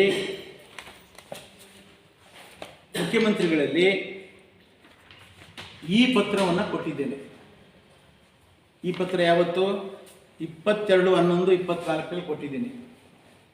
ಏನಂತ ಕೊಟ್ಟಿದ್ದೀನಿ? ಅಪಾಯಿಂಟ್ಮೆಂಟ್ ಇದೆ. ದಿನಾಂಕ 24/11/24, 24/11/22, 28/12/24 2 ಸಾರಿ ಪ್ರೋಗ್ರಾಮನ್ನು ಕೊಟ್ಟಿದ್ವಿ ಸರ್. ನೀವು ಕೋಡ್ ಆಫ್ ಕಾಂಡಕ್ಟ್ ಇದೆ, ಬರೋದಿಲ್ಲ ಚೀಫ್ ಮಿನಿಸ್ಟರ್, ಕ್ಯಾನ್ಸಲ್ ಮಾಡಿ ಅಂದರು. 24/11ಕ್ಕೆ ಕ್ಯಾನ್ಸಲ್ ಮಾಡಿದೆ. ಅದಾದ ಕೊಟ್ಟರು ಅವ್ರ ಅಧಿಕಾರಿಗಳು. ಈಗ ನಾನು ತಿರ್ಗಾ 4-5 ಜನ ಬಂದು ಮುಖ್ಯಮಂತ್ರಿಗಳನ್ನ ನೋಡಿದ್ವಿ. ನೋಡಿದಾಗ ನೀವು 28ಕ್ಕೆ ಮಾಡಿ ಬರ್ತೀನಿ, ಆಮೇಲೆ ಸುದರ್ಶನನ್ನು ಕರೀರಿ ಅಂತ ಹೇಳಿದರು. ಕರಿತೀವಿ ಸರ್ ಅಂತೂ ಹೇಳಿದ್ದು ಅವರಿಗೆ. ನಾವು 28ಕ್ಕೆ ಕೊಟ್ಟಾಗ ಬೆಳಗಾಂನಲ್ಲಿ ಸೆಷನ್ ಇದೆ, ಸೆಂಚುನರಿ ಇದಿದೆ, ಬೆಳಗಾವಿಗೆ ಬರೋಕ್ಕಾಗೋದಿಲ್ಲ, ಮುಂದಕ್ಕೆ ಹಾಕಿ ಅಂತಕ್ಕಂಥದ್ದನ್ನು ಅವ್ರ ಅಧಿಕಾರಿಗಳು ಹೇಳಿದ್ರು. ಆಗ 11/1/25ಕ್ಕೆ ನಾವು ಫಿಕ್ಸ್ ಮಾಡಿದ್ವಿ. ಆ ಫಿಕ್ಸ್ ಮಾಡಿದ ಮೇಲೆ ಸುಮ್ಮನೆ ನಾನು ದಡ್ಲಲ್ಲ, ಇಂಥ ಫಂಕ್ಷನ್ ಭಾಳ ಮಾಡಿದ್ದೀನಿ. ನೋಡಿ ಇಲ್ಲಿ ಪ್ರೋಗ್ರಾಮ್ ಕೊಟ್ಟಿಲ್ವಾ? ಏನಂತ ಕೊಟ್ಟಿದ್ದಾರೆ? 11/1/22 ಸ್ಯಾಟರ್ಡೆ ಶ್ರೀ ವಿಶ್ವಗಾಣಿಗರ ಸಮುದಾಯ ಚಾರಿಟಬಲ್ ಟ್ರಸ್ಟ್ ಬೆಂಗಳೂರು ಇವರ ವತಿಯಿಂದ ಶ್ರೀ ಕ್ಷೇತ್ರ ತೈಲೇಶ್ವರ ಗಾಣಿಗರ ಮಹಾಸಂಸ್ಥಾನ ಮಠದ ಸಂಸ್ಥಾಪಕ ಗುರುಗಳಾದ ಪೀಠಾರೋಹಣದ ದ್ವಿತೀಯ ವಾರ್ಷಿಕೋತ್ಸವ ಮತ್ತು ನೂತನ ನಿರ್ಮಿಸುವ ಪ್ರವಚನಾಲಯ ಶಾಲಾ ಕಟ್ಟಡ Shri BJ. Puttaswamy X minister ಉದ್ಘಾಟನೆ. ಸರ್ವೆ ನಂಬರ್ 12, ನಗನೂರು, ನೆಲಮಂಗಲ, ಪೂರ್ವ ಬಡಾವಣೆ. ಕೊಟ್ಟಿದ್ವಿಲ್ರಿ? ಅವತ್ತಿದೆ ಖಾಲಿ. ಯಾರ್ದು? ರಾಜ್ಯ ಲೋಕಸೇವೆ ಎಲ್ಲ ಖಾಲಿ, ಯಾರಿಗೂ ಕೊಟ್ಟಿಲ್ಲ. ನನಗೆ ಕೊಟ್ಟಿರೋದು 11 ಗಂಟೆಗೆ. ಆಮೇಲೆ 11 ಗಂಟೆಗೆ ಕೊಟ್ಟಾಗ ಇದು ನಾನು ಪ್ರಿಂಟ್ ಮಾಡಬೇಕಾದ್ರೂ ಹೋಗಿ ಕೇಳಿದ್ದೀನಿ ಚಿರಂಜೀವಿನ. ಇಲ್ಲ ನಿಮ್ಮದೇ ಇರೋದು ಮಾಡಿ ಅಂತ ಹೇಳಿದ್ರು. ಪ್ರಿಂಟ್ ಮಾಡಿಸ್ದೆ. ಅದಾದಮೇಲೆ ಮಧ್ಯದಲ್ಲಿ ಬಂತು. ಆಗ ನಮಗೆ ಇದಕ್ಕೆ ಮೊದಲೇ ನಾನು ಮುಖ್ಯಮಂತ್ರಿಗಳಂದ್ರೆ 10/6/24 ಹೋಗಿದ್ದೆ. 10/6/24 ನಮ್ಮದೊಂದು ಗ್ರ್ಯಾಂಟ್ ನಿಂತೋಗಿದೆ, ಮಾಡಬೇಕು ಅಂತ. ಪಾಪ ಸೈನ್ ಹಾಕ್ಕೊಟ್ರು ಚೀಫ್ ಮಿನಿಸ್ಟ್ರು. ಅವ್ರ ಬಗ್ಗೆ ನಂದು ಭಾಳ ಗೌರವ ಇದೆ. ಸೈನ್ ಹಾಕ್ಕೊಟ್ರು. ಅವತ್ತು ನಾನೇನಾದ್ರು ತಪ್ಪು ಮಾಡಿದ್ರೆ ಹೇಳ್ಬೇಕಾಗಿತ್ತಲ್ಲ, ಏನು ರೀ ಪುಟ್ಟಸ್ವಾಮಿ ನೀವು ಹಂಗೆ ನನ್ನ ಮೇಲೆ ಹಂಗೆ ಮಾಡಿದ್ರಂತೆ, ಹಿಂಗೆ ಮಾಡಿದ್ರಂತೆ, ಸೈನ್ ಹಾಕಲ್ಲ ಅಂತ ಹೇಳ್ಬೇಕಾಗಿತ್ತಲ್ಲ. ಅವರು ಹೇಳಿದ್ರಾ? ಆಮೇಲೆ ನಾವೆಲ್ಲರೂ ನಿಮ್ಮನ್ನು ಆಹ್ವಾನ ಮಾಡೋಕ್ಕೆ ಹೋಗಿದ್ವಲ್ಲ, ನಾನು, ಗೋಪಿ, ಅಮರನಾಥು, ರಂಗರಾಜೆಲ್ಲ. ಅವತ್ತೇನಾದ್ರು ಹೇಳಿದ್ರ? ಅರ್ಧ ಗಂಟೆ ನಮ್ಮನ್ನು ಕೂರಿಸ್ಕೊಂಡು ಕೃಷ್ಣಾದಲ್ಲಿ ಮಾತಾಡಿ, ಆಮೇಲೆ ನಾನು ಈ 10/6ಕ್ಕೆ ಹೋದಾಗ ಚೀಫ್ ಮಿನಿಸ್ಟರ್ ಒಂದು ಮಾತು ಹೇಳಿದ್ರು. ಪುಟ್ಟಸ್ವಾಮಿ ನೀನೇನೇನೋ ಸಂಸ್ಥೆ ಕಟ್ಟಿದ್ದೀಯಂತಲ್ಲಪ್ಪ, ಎಲ್ಲರೂ ಹೇಳ್ತಾರೆ, ನಾನು ನೋಡ್ಬೇಕಲ್ರಿ ಅದನ್ನು ಅಂದರು. ಸೈನ್ ಹಾಕಿ ಕೊಟ್ಬಿಟ್ರು. ಸಾರ್ ನೀವು ಬರೋದಲ್ಲ ಸರ್, ನಾನೇನು ಬಿಲ್ಡಿಂಗ್ ಉದ್ಘಾಟನೆ ಇದೆ, ಕರಿತೀನಿ, ಬಂದು ಖಂಡಿತ ಬರ್ತೀನಪ್ಪ, ಹೋಗು ಅಂತ ಅಂದ್ಬಿಟ್ಟು ಸೈನ್ ಹಾಕಿ ಕೊಟ್ರಂದ್ರಿ. ಅವತ್ತು ನಮಗೆ ಏನಾರು ಹೇಳಿದ್ರೇನ್ರಿ ಇವರು? ಆಮೇಲೆ ನಾವು 5-6 ಜನ ಹೇಳಿದ್ರೇನ್ರಿ? ಆಮೇಲೆ 3 ದಿನ ಮೊದಲೇ ನಾನು ಅನಂತ ಹೋದಾಗ ಒಳಗೆ ಅಡುಗೆ ಮನೆ ಪಕ್ಕದಲ್ಲಿ ಹೋದ್ವಲ್ರಿ. ಆಗೇನು ಹೇಳಿದ್ರು ಸಿದ್ದರಾಮಯ್ಯನವರು, ಇದು ಫಸ್ಟ್ ಅದ್ಯಾವುದೋ ಲೋಕಸೇವಾ ಆಯೋಗ ಫಿಕ್ಸ್ ಆಯಿತು, ಕರೆಕ್ಟ್ ಉಪ ರಾಷ್ಟ್ರಪತಿ ಬರೋದು ಅವ್ರಿಗೆ ಗೊತ್ತಿರಲಿಲ್ಲ, ಅದಕ್ಕೆ ನಾನು ಕೊಟ್ಟರು. ಆಮೇಲೆ ಈಗ ಆಗ್ಬಿಟ್ಟಿದೆ, ಉಪರಾಷ್ಟ್ರಪತಿ ಬರ್ತಾ ಇದ್ದಾರೆ. ನಾನು 12ವರೆಗೆ, ಅದು ನನಗೆ ಇವ್ನು ಗೊತ್ತಿಲ್ಲ, ಇವ್ರು ಮಾಡಿಲ್ಲ, ನಾನು ಮಾಡಿದ್ದೀನಿ. President and vice president minute to minute program, 1 minute ಹೆಚ್ಚಿಗೆ ಆದರೂ ಬಿಡೋದಿಲ್ಲ ಅವರು. ಮಿನಿಟ್ ಟು ಮಿನಿಟ್ ಪ್ರೋಗ್ರಾಮ್ ಕೊಡಬೇಕು. 12ವರೆಗೆ ಕ್ಲೋಸ್ ಅವರು ಮೀಟಿಂಗ್. 12ವರೆಗೆ ಕ್ಲೋಸ್ ಆಗುತ್ತೆ. 12ವರೆಗೆ ಬಂದು 2 ಗಂಟೆವರೆಗೂ ನಿಮ್ಮ ಮಠದಲ್ಲಿದ್ದು ಫಂಕ್ಷನಲ್ಲಿ ಅಟೆಂಡ್ ಮಾಡಿ, ಆಮೇಲೆ ಮಂಗಳೂರಿಗೆ ಹೋಗ್ತೀನಿ ನಾನು ಅಂತ ಹೇಳಿದ್ರೆ ಇಲ್ವಾ ಕೇಳಿ ಅವರ ಚೀಫ್ ಮಿನಿಸ್ಟರ್. ಹೇಳಿದ ಮೇಲೆ ಗೊಳೋ ಅಂತ ಹತ್ಕೊಂಡು ನನಗೆ ಬಂದು ಮಾಹಿತಿ, ನಾನು ಏಕೆಂದ್ರೆ ಸುಳ್ಳು ಹೇಳೋಕ್ಕಾಗಲ್ವಲ್ಲ, ನಾನು ನೇರವಾಗಿ ನೋಡಿಲ್ಲ. ನನಗೆ ಬೇರೆ ಮಾಹಿತಿ ಬಂದದ್ದು, ಯಾರೋ ಇಬ್ಬರು MLA ಕರ್ಕೊಂಡೋಗಿ BJPನವ್ರು ಮಾಡ್ತಾ ಇರೋದು, B.J. ಪುಟ್ಟಸ್ವಾಮಿ ನಿಮ್ಮನ್ನು ಒದ್ದು ಜೈಲಿಗೆ ಹಾಕು ಅಂತ ಹೇಳಿದ್ದ, ಅವ್ನಿಗೆ ಹೋಗ್ತೀರಾ ಹಿಂಗೆ ಹೋಗ್ತೀರಾ ಅಂತ ಇರೋದೆಲ್ಲ ಹೇಳಿ ಡೆಪ್ಟಿ ಚೀಫ್ ಮಿನಿಸ್ಟರ್ ಇಬ್ಬರಿಗೂ ಅವ್ರನ್ನ ತಲೆ ಕೆಡಿಸ್ಬಿಟ್ಟಾರೆ. ನಮ್ಗಿದು ಗೊತ್ತಿಲ್ಲ. ನಾವು ನಮ್ಮ ಮೊಮೆಂಟಮ್ ಕೊಡಬೇಕು, ಹಾರ ಹಾಕಬೇಕು ಅಂತ ನಾವು ಹೋದರೆ ಅಷ್ಟು ಚೆನ್ನಾಗಿ ಮಾತಾಡ್ತಾ ಇದ್ದ ಸಿದ್ದರಾಮಯ್ಯನವರು ರೌದ್ರಾ ಥರ ಹೇಳೋದು. ಏನ್ರಿ ನೀವು ನನಗೆ ಇನ್ನೊಂದು ಸಾಕ್ಷಿ ಹೇಳ್ಬೇಕಾ? ನಿಮಗೆಲ್ಲ ಗೊತ್ತಿತ್ತು ಇದು ನೀವು ಮಾಡಿರೋದು ಕೆಲಸಕ್ಕೆ. ಇಲ್ಲಿ ಫಂಕ್ಷನ್ ಮುಗಿತಾ ಇದ್ದಂಗೆಲ್ಲನೇನೆ ಈಗ ನಿಮ್ಮ ಆಪ್ತರಾಗಿದ್ದಾರಲ್ಲ ಅಖಿಲ ಕರ್ನಾಟಕ ಗಾನದ ಅಧ್ಯಕ್ಷ ಮಹಾಶಯರು, ಮೈಸೂರಿನ ನಮ್ಮ ಚನ್ಕೇಶ್ ಅವರಿಗೆ ಮತ್ತು ಇವರು ಶಿವಕುಮಾರ್ ಮಂಡಿದವ್ರಿಗೆ, ಇನ್ನು 2 ತಿಂಗಳಲ್ಲಿ ನಾನು ಫಂಕ್ಷನ್ ಮಾಡ್ತೀನಿ ಮೈಸೂರಿನಲ್ಲಿ, ನಾವೆಲ್ಲ ಕರ್ಕೊಂಬರ್ತೀನಾಗ ನೀವೆಲ್ಲ ಸಪೋರ್ಟ್ ಮಾಡಿರಿ ಅಂತ ಹೇಳಿದ್ರಲ್ಲ. ಆಮೇಲೆ ಇನ್ನೊಂದು ಹೇಳ್ತಾರಲ್ಲ ಇಲ್ಲಿ ಯಾರು ಸನ್ಮಾನ್ಯ ಇವರು ನಾಯಕರು ಅಧ್ಯಕ್ಷರು, ಇಲ್ಲೇನು ಹೇಳ್ತಾರಪ್ಪ ಇದು, ನನ್ನ ಪ್ರಕಾರ ರಾಷ್ಟ್ರ ಸುದರ್ಶನ್ ಅವ್ರ ವಿಚಾರ ಗುರುದು ಯಾಕೆ ಮಾಡೋ ತಪ್ಪಿಲ್ಲ ನನ್ನ ಗಮನಕ್ಕೆ ಬಂದ ಹಾಗೆ ಸಿದ್ದರಾಮಯ್ಯನವರು ಆ ಕಾರ್ಯಕ್ರಮಕ್ಕೆ ಬರುವ ಸೂಚನೆ ಕೂಡ ಕೊಟ್ಟಿರಲಿಲ್ಲ. ಹೆಂಗೆ ಗೊತ್ತು ಇವ್ರಿಗೆ? ನಿಮ್ಮ ಜೊತೆ ಇದ್ದಾರಲ್ಲಪ್ಪ, ಅಲ್ಲಿಗೆ ನೀವೆಲ್ಲ ಸೇರಿ ನನ್ನ ಮೇಲೆ ಪಿತೂರಿ ಮಾಡಿದ್ರಲ್ಲ, ಗಾಣಿಗರ ಜನಾಂಗಕ್ಕೆ ಮೋಸ ಮಾಡಿದ್ರಲ್ಲ, ಗಾಣಿಗರ ಜನಾಂಗಕ್ಕೆ ಇದು ಚೂರಿ ಆಗ್ತಂಗಲ್ವಾ? ನಿಮಗೆಲ್ಲ ಗೊತ್ತಿದ್ದು ಬರೋ ಸೂಚನೆ ಇಲ್ಲ ಅಂದಮೇಲೆ ನಿಮ್ಗೆ ಗೊತ್ತಿದೆಯಲ್ಲ, ಇಲ್ಲ ಗೊತ್ತಿದ್ಮೇಲೆ ನಮ್ಗೆ ಹೇಳ್ಬೇಕಾಗಿತ್ತು ಬರೋದಿಲ್ಲ ಅವರು ಅಂತ. ಅಟ್ಲೀಸ್ಟ್ 11 ಗಂಟೆಗೆ ಫಂಕ್ಷನ್ ಶುರು ಮಾಡಿ ಬಂದವ್ರ ಕೈಲಿ ಹೆಂಗೋ ಮಾಡ್ತಾ ಇದ್ವಿ, ಅದನ್ನೂ ತಪ್ಪಿಸಿ 12ವರೆಗೆ ಬರ್ತಾರೆ ಅಂತ ನಾವು ಇವ್ರನ್ನ ಅನಂತರವ್ರನ್ನ ಕೂರಿಸಿ ಕಾಯ್ಕೊಂಡಿದ್ದಾರೆ. 12ವರೆಗೆ ಬರೋದಿಲ್ಲ ಹೋಗ್ರಿ ಅಂತ ಹೇಳಿ ಕಳಿಸಿದ್ರು. ಆದರೆ ನಿಮ್ಗೆ ಗೊತ್ತಿದೆ ಅಂತ ಹೇಳ್ತಾ ಇದ್ದೀರಾ, ಇಲ್ಲಿ ನೀವು ಸ್ಟೇಟ್ಮೆಂಟ್ ಕೊಟ್ಟಿದ್ದೀರಾ. ಇದು ಜನಗಳಿಗೆ ಮಾಡೋ ದ್ರೋಹ ಅಲ್ವೇನ್ರಪ್ಪ? ಯಾಕ್ರಪ್ಪ ಮಾಡ್ತೀರಾ ಈ ಥರ? ಆಯ್ತಪ್ಪ, ಈಗ ಏನು ದೊಡ್ಡ ಲೀಡರ್ ಹತ್ರ ಸೇರಿದರೆ ಸಾಹೇಬ್ರ ಹತ್ರ ಬದುಕಪ್ಪ, ಆದರೆ ಮಾಡಿದಕ್ಕಾರ ಒಂದು ಪರ್ಸೆಂಟಾರು ಇಟ್ಕೊಳ್ಳಪ್ಪ, ದೇವ್ರು ಒಳ್ಳೇದು ಮಾಡ್ತಾನೆ. ಜನಕ್ಕೆ ಗೊತ್ತಿದೆ ನೀವು ಹೇಗಿದ್ರಿ, ಮುಂದಕ್ಕೆ ಬರಬೇಕಾದ್ರೆ ನಾನೆಲ್ಲ ಮುಂದಕ್ಕೆ ತಂದು ನೀನು ಟ್ರಸ್ಟಿ ಮಾಡಿ, ಸೆಕ್ರೆಟ್ರಿ ಮಾಡಿ, ಅಲ್ಲಿ ಫೆಡರೇಷನ್ ಮೆಂಬರ್ ಮಾಡಿ ಓಡಾಡಕ್ಕೆ ಬಿಟ್ಟೆ, ಯಾಕೆ ಬೆಳೀತಾನೆ ಅಂತ ಹೇಳ್ಬಿಟ್ಟು. ಆದರೆ ಈ ರೀತಿ ನನಗೆ ಸಾಕಿದ ಗಿಣಿ ಕುಕ್ಕಿದೆ ಅಂತ ಗೊತ್ತಿರಲಿಲ್ಲಪ್ಪ ನನಗೆ. ಆದರೆ ಆಯ್ತಪ್ಪ, ಬದುಕು ಅಲ್ಲಿ. ಆದರೆ ಇಂದಲ್ ಮಾತು ಈ ಥರ ನನ್ನ ಮೇಲೆ ಸುಳ್ಳು ಅಪಾದನೆ ಮಾಡಿದೆಯಲ್ಲಪ್ಪ. ದೇವರಿದ್ದಾನೆಲ್ಲ ಮಾರಾಯ, ನನ್ನ ಜೀವನದಲ್ಲಿ ಸುಳ್ಳು ಹೇಳಿಲ್ಲ. ಇಡೀ ಕರ್ನಾಟಕದಲ್ಲಿ ಪುಟ್ಟಸ್ವಾಮಿ ಸುಳ್ಳು ಅಂತ ಯಾರೂ ಹೇಳಲಿಲ್ಲ. ಪುಟ್ಟಸ್ವಾಮಿ ಮಾತಾಡಿದ್ರೆ ಡಾಕ್ಯುಮೆಂಟ್ ಇಟ್ಕೊಂಡು ಮಾತಾಡ್ತಾನೆ, ಸತ್ಯ ಮಾತಾಡ್ತಾನೆ ಅಂತಾರೆ. ಆದರೆ ನೀನು ನನಗೆ 85ನೇ ವರ್ಷದಲ್ಲಿ ಅಪಾದನೆ ಮಾಡ್ದಲ್ಲಪ್ಪ, ದೇವರು ಒಳ್ಳೇದು ಮಾಡಲಪ್ಪ ನನಗೆ. ಓಹೋ, ನಿಮ್ಮ ಸಾಹೇಬರು ಮೆಚ್ಚಕ್ಕೋಸ್ಕರ ಹೇಳಿದ್ಯೇನೋ ಇದನ್ನು. ಇಂಥವ್ರನ್ನೇ ಇಟ್ಕೊಂಡು ನಿಮ್ಮ ಸಾಹೇಬರು ಉದ್ಧಾರ ಆಗಿ, ನೀವು ಬೇರೆ ತಾಕತ್ತು ಬೇರೆದು ಯಾವುದು ಗೊತ್ತಿಲ್ಲ, ಬೇರೆ ಕೆಲಸ ಮಾಡೋದು ಗೊತ್ತಿಲ್ಲ, ಜನಗಳಿಗೆ ಅನುಕೂಲ ಮಾಡೋದು ಗೊತ್ತಾಗಲಿಲ್ಲ. ಬೆಂಕಿ ಸಿಕ್ಕುತ್ತೋ ಬಟ್ಟೆ ಒಣಗಿಸ್ಕೊಂಡ್ಬಿಡೋದು. ಯಾರೋ ಸಿಕ್ಕಿದ್ರು ಅವ್ರು ಆ ಶ್ರೀನಿವಾಸ್ ಕಟ್ಕೊಂಡು ನನ್ನ ಮೇಲೆ ಮಾಡಿದ್ರು. ಶ್ರೀನಿವಾಸ ಆಯ್ತು, ನಿಮ್ಮ ಹಿಡ್ಕೊಂಡು ನನ್ನ ಮೇಲೆ ಬಾಣ ಬಿಡ್ತಾವೆ. ಬಿಡ್ರಪ್ಪ, ದೇವ್ರ ಶಕ್ತಿ ಕೊಟ್ಟಿದ್ದಾನೆ. ಈಗ ನನಗೇನು ರೀ, ಈಗ ನನಗೇನಪ್ಪ ಆಗಬೇಕು? ನಾನು MLA ಆಗಬೇಕಾ, MLC ಆಗಬೇಕಾ? ಜನಗಳಿಗೆ ಕರ್ಕೊಂಡು ಮಾಡಬೇಕಾದ್ರೆ ಜನಗಳಿಗೆ ಕರೆದದ್ದು, ಜನಗಳನ್ನ ಸೇರಿಸಿದ್ದು ಉದ್ದೇಶ ಜನಗಳಿಗೋಸ್ಕರ ಸೇರಿಸಿದ್ದೆ ಹೊರತು ನಾನೇನು ಆಗಬೇಕು ಅಂತಲ್ಲ. ನನಗೆ ಆಲೇ ಮುಗಿದೋಗಿದೆಯಲ್ಲ. ನನಗೇನು ಮುಂದಿನ ಕೆಲಸ ಏನಿದೆ? ಇರೋಷ್ಟು ದಿವಸ ಇಲ್ಲಿ ಇರ್ತಕ್ಕಂಥದ್ದು, ಆದಮೇಲೆ ಸ್ಮಶಾನಕ್ಕೆ ಹೋಗೋದು ಅಷ್ಟೇ ಉಳಿದಿರೋದು. ಇನ್ಯಾವ ಅಧಿಕಾರವೂ ನನಗೆ ಆಸೆ ಇಲ್ಲ, ಅಧಿಕಾರ ಸಿಗೋದು ಕೇಳೋದು ಇಲ್ಲ ನಾನು. ಆದರೆ ಜನಗಳಿಗೋಸ್ಕರ ನಾನು ಎಲ್ಲ ಶ್ರಮ ಪಡ್ತಾ ಇದ್ದೀನಿ. ಆ ಶ್ರಮಕ್ಕೆ ಎಲ್ಲ ಒಂದೊಂದು ಕಲ್ಲಾಕ್ಬಿಟ್ರಪ್ಪ. ನಿಮ್ಮ ಕೈ ಮುಗಿದು ಪ್ರಾರ್ಥನೆ ಮಾಡ್ತೀನಿ, ಕಲ್ಲಾಕ್ಬೇಡ್ರಪ್ಪ. ನನ್ನ ಮೇಲೆ ಅಸಂಬದ್ಧವಾದ ಮಾತುಗಳನ್ನ ಆಡಬೇಡ್ರಪ್ಪ. ಯಾಕೆಂದರೆ ನನ್ನ ಆತ್ಮಕ್ಕೆ ಸಾಕ್ಷಿಯಾಗಿ ಹೇಳ್ತಾ ಇದ್ದೀನಿ, ಸರ್ವಸ್ವವನ್ನು ತ್ಯಾಗ ಮಾಡಿದ್ದೀನಿ. ನಾನು ಸಂಸಾರ ಬಿಟ್ಟಿದ್ದೀನಿ, ಸಂಪಾದನೆ ಮಾಡಿ ದುಡ್ಡಿಲ್ಲ ಹಾಕಿದ್ದೀನಿ, ಪರಿಶ್ರಮದಲ್ಲಿ ತಂದದ್ದನ್ನು. ನನ್ನ ಅನ್ನ ನಾನೇ ತಿಂತಾ ಇದ್ದೀನಿ ಹೊರತು ಜನಾಂಗದ ಅನ್ನ 1 ರೂಪಾಯಿನೂ ನಾನು ತಿಂತಾ ಇಲ್ಲಪ್ಪ. ಪುಣ್ಯಾತ್ಮ ಯಾರ್ಯಾರೋ ಏನೇನೋ ಮಾತಾಡ್ತಾರೆ, ಮಾತಾಡ್ಕೊಳ್ಳಿ. ಆದರೆ ಕೈ ಮುಗಿದು ಪ್ರಾರ್ಥನೆ ಮಾಡ್ತೀನಿ, ಇನ್ಮೇಲಾದರೂ ಯಾರು ನನ್ನ ಬಗ್ಗೆ ಏನಾರ ಅನುಮಾನಗಳಿದ್ದರೆ ದಯಮಾಡಿ ಮಠಕ್ಕೆ ಬನ್ನಿ, ಎಲ್ಲ ಡಾಕ್ಯುಮೆಂಟು ನೋಡಿ. ಪ್ರತಿ ತಿಂಗಳು ನಾನು ಎಷ್ಟು ಖರ್ಚು ಮಾಡ್ತಾ ಇದ್ದೀನಿ, ಎಲ್ಲಿಂದ ಬರ್ತಾ ಇದೆ, ಅದು ಪಾಸ್ಬುಕ್ ಕೊಡ್ತೀನಿ, ನೋಡ್ಕೊಳ್ಳಿ. ಆಗಲಾರು ನಿಮಗೆ ದೇವರು ಒಳ್ಳೆ ಬುದ್ಧಿ ಕೊಟ್ಟರೆ ನನಗೆ ಧನ್ಯವಾದಗಳು. ಆದರೆ ನಾನು ಯಾರನ್ನು ಮೆಚ್ಚೋದು ಕೊಡ್ತಾರ ಮಾಡ್ತಾ ಇಲ್ಲ. ಈ ಜನಾಂಗದಲ್ಲಿ ಹುಟ್ಟಿದೆ, ಈ ಜನಾಂಗದ ಪರಿಸ್ಥಿತಿಯನ್ನು ಸಮಾಜದಲ್ಲಿ ನೋಡಿದೆ, ಸಮಾಜದಲ್ಲಿ ಈ ಜನಾಂಗಕ್ಕೆ ಒಂದು ಶಕ್ತಿಯನ್ನು ಕೊಡಬೇಕು ಅಂತ ಮಾಡಿದ್ದೀನಿ. ಅದರ ಯಶಸ್ವಿಯಾಗಿದ್ದೀನಿ. BJ ಪುಟ್ಟಸ್ವಾಮಿ ಶಾಸಕನಾದ ಮೇಲೆ ಗಾಣಗರಲ್ಲಿ ಒಬ್ಬ ಇದ್ದಾನೆ ಅಂತಕ್ಕಂಥ ಗುರುತು ಮಾಡಿದ್ದೀನಿ, ಗಾಣಗರ ಜನಾಂಗವನ್ನು ಗುರುತು ಮಾಡಿದ್ದೀನಿ ಅಂತಕ್ಕಂಥ ಸಂತೋಷ ನನಗಿದೆ. ಯಾರು ಮೆಚ್ಚಲಿ ಬಿಡಲಿ ಅದು ಬೇಕಿಲ್ಲ. ಅದು ನನ್ನ ಆತ್ಮ ಹೇಳ್ತದೆ, ದೇವರಿಗೆ ಅರ್ಪಣೆ ಮಾಡ್ತೀನಿ. ಜನಾಂಗಕ್ಕೆ, ಗಾಣಿಗರ ಜನಾಂಗ ರಾಜ್ಯದಲ್ಲಿ ಇದೆ ಅಂತಕ್ಕಂಥದ್ದನ್ನು ತೋರಿಸ್ಕೊಟ್ಟಿದ್ದೀನಿ.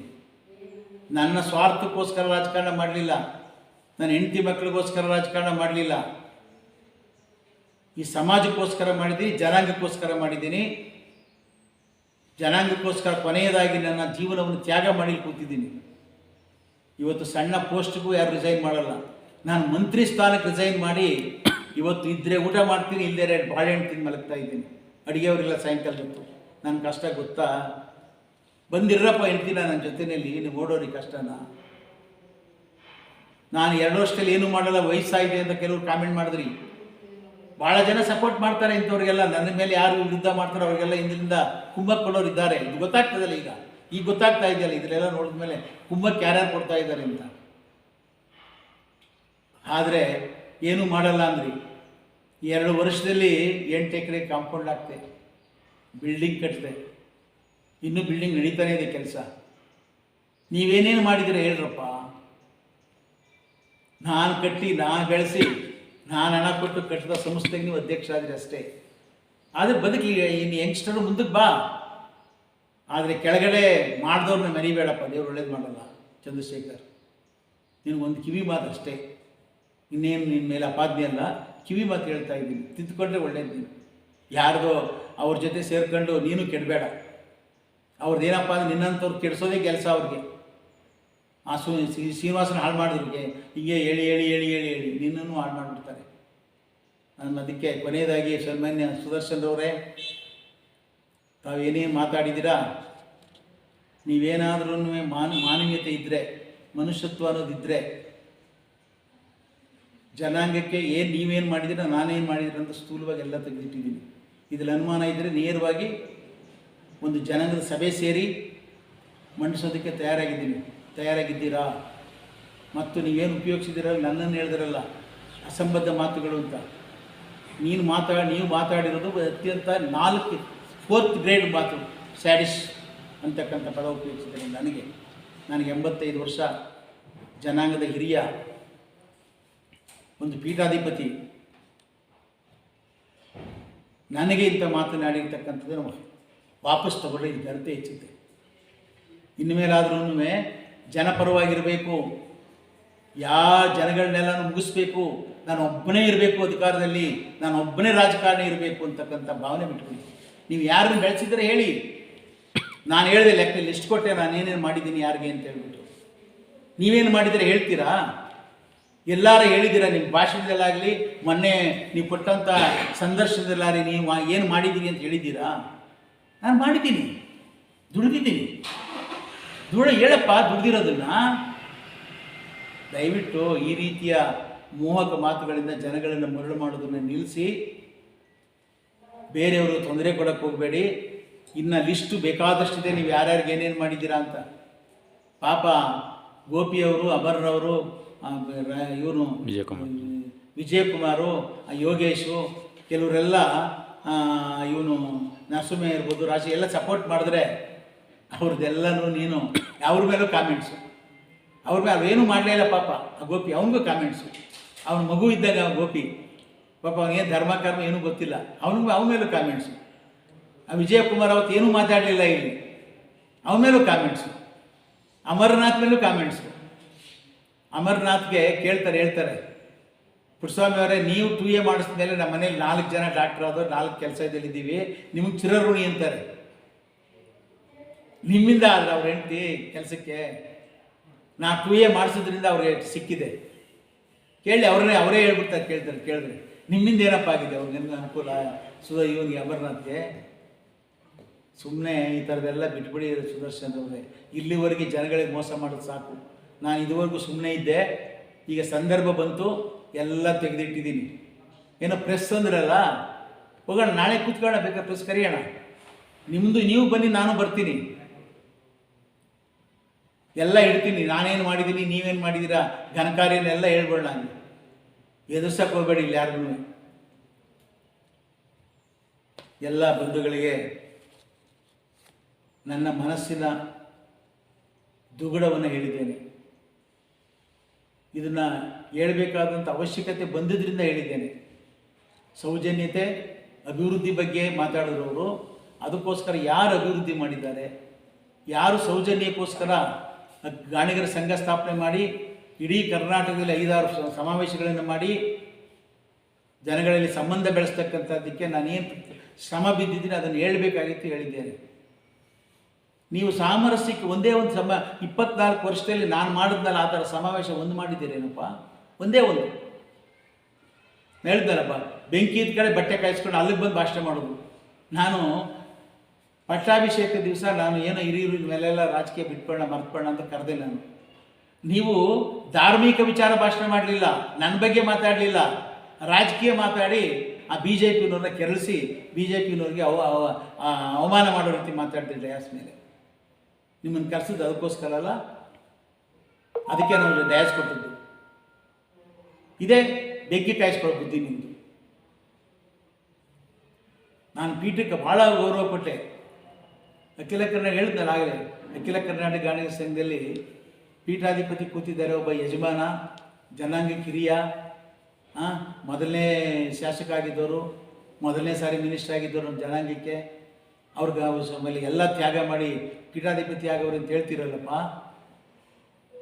ಚೀಫ್ ಮಿನಿಸ್ಟರ್ ಸನ್ಮಾನ ಮಾಡಬೇಕು ಅಂದರೆ ಕಣ್ಮರೆ ಆಗ್ಬಿಟ್ರಲ್ಲಪ್ಪ. ಇದು ಗೌರವ ಕೊಡೋದಲ್ವ ನೀವು? ಇವೆಲ್ಲ ಮಾತುಗಳು ಬಿಟ್ಬಿಡಪ್ಪ ದಯವಿಟ್ಟು.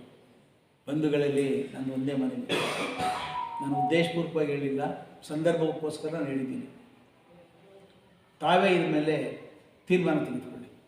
ನಾನೇನು ಜನಾಂಗಕ್ಕೆ ಏನಾದರೂ ನಾನು ಕಾಯ ವಾಚ ಮನಸ ತನು ಮನ ಧನ ಎಲ್ಲವನ್ನ ತ್ಯಾಗ ಮಾಡಿರೋದು ನಿಮಗೆ ನಿಜ ಆದರೆ ಇದ್ರ ಬಗ್ಗೆ ನಾನು ಮಾತನಾಡಿ. ಧನ್ಯವಾದಗಳು, ನಮಸ್ಕಾರ. ವಿಜಯಕುಮಾರ್ ಅವ್ರಿಗೆ ನಾನೆಲ್ಲ ಮಾಡಿದ್ದೆ ಅಂತ ಹೇಳ್ತೀಯಲ್ಲಪ್ಪ. ಆಗ ಮಾಡೋದಕ್ಕೆ ಏನೇನು ಪ್ರಾಬ್ಲಮ್ ಬಂದು ಅವರ ಅಧ್ಯಕ್ಷರು ಮಾಡಿಸಿದ್ದೆ ನಾನು. ಇವರಿಗೆ ಬೊಮ್ಮಾಯಿ ಅವ್ರಿಗೆ ಹೇಳಿ ಅದನ್ನು ಅಪ್ರೂವ್ ಆಗಿತ್ತು. ಅದಾದ ನಂತರ ಹಲವಾರು ಕಾರಣಗಳಿಂದ ಡಿಸ್ಪ್ಯೂಟ್ ಬಂದಿದ್ದರಿಂದ ಹೋಯಿತು. ಈಗ ನಿಮ್ಮದೇ ಸರ್ಕಾರ ಇತ್ತಲ್ಲ, ನೀವೇ ಮಾಡ್ತೀನಿ ಅಂತ ಹೇಳಿ ಮಾತು ಕೊಟ್ಟು ಅವ್ರಿಗೆ ಅಪ್ಲಿಕೇಶನ್ಸ್ ತೊಗೊಂಡು ಯಾಕಪ್ಪ ನೀವು ಅಧ್ಯಕ್ಷರು ಮಾಡಲಿಲ್ಲ? ಈಗ SLN ಚಾರ್ಟರ್ಸ್ಗೆ ಮೊದಲೇನೆ ಹಿಂದೆ ಒಂದು ಸಾರಿ ಕೆಂಪನಶೆಟ್ಟಿ ಕಾಲದಲ್ಲೂ ವೀರಪ್ಪ ಮೊಯ್ಲಿ ಅವರು ಹೇಳಿದ್ರು ಸಹ ನೀವು ಮಾಡಲಿಲ್ಲ. ಅವ್ರಿಗೂ ಕನ್ವಿನ್ಸ್ ಮಾಡಿ ಬೇರೆಯವ್ರನ್ನ ಮಾಡಿದ್ರಿ. ನೀವು ಎಲ್ಲರೂ ಬೆಳೆಸ್ತೀವಿ ಅಂತ ಹೇಳ್ತೀರಾ. ಈ ರೀತಿನ ಬೆಳೆಸೋದು ನೀವು? ನಿಮ್ಗೆ ಯಾರಿಗೆ ಬೇಕೋ ಅದು ಮಾಡ್ತೀರಾ, ಯಾರಿಗೂ ಮಾಡೋ ಪ್ರಶ್ನೆಯೇ ಇಲ್ಲ ನಿಮ್ಮದು. ಸುಮ್ಮನೆ ಪಾಪ ಅವರು ವಿಜಯಕುಮಾರ್ ಮನೆ ಏನೂ ಮಾತಾಡಲಿಲ್ಲ, ಆದರೆ ಅವ್ರ ಬಗ್ಗೆನೂ ಕಾಮೆಂಟ್ ಮಾಡ್ತೀರಾ. ಆಮೇಲೆ ಇವ್ರ ಗೋಪಿ ಬಗ್ಗೆನೂ ಮಾತಾಡ್ತೀರಾ, ಅಮರನಾಥ್ ಬಗ್ಗೆಯೂ ಮಾತಾಡ್ತೀರಾ. ಎಲ್ಲರೂ ಸಹ ಗಾಣಿಗರ ಜನಾಂಗದ ಹಿತದೃಷ್ಟಿಯಿಂದ ಮಾತಾಡಿದ್ರೆ ಹೊರತು ಗಾಣಿಗರ ಹಿತವನ್ನು ಬಿಟ್ಟು ಯಾರೂ ಮಾತಾಡಲಿಲ್ಲ. ಇದನ್ನಾರು ಇನ್ಮೇಲೆ ಸುಮ್ಮನೆ ಹೇಳ್ಕೊಳ್ಳೋದನ್ನು ಬಿಡ್ರಿ.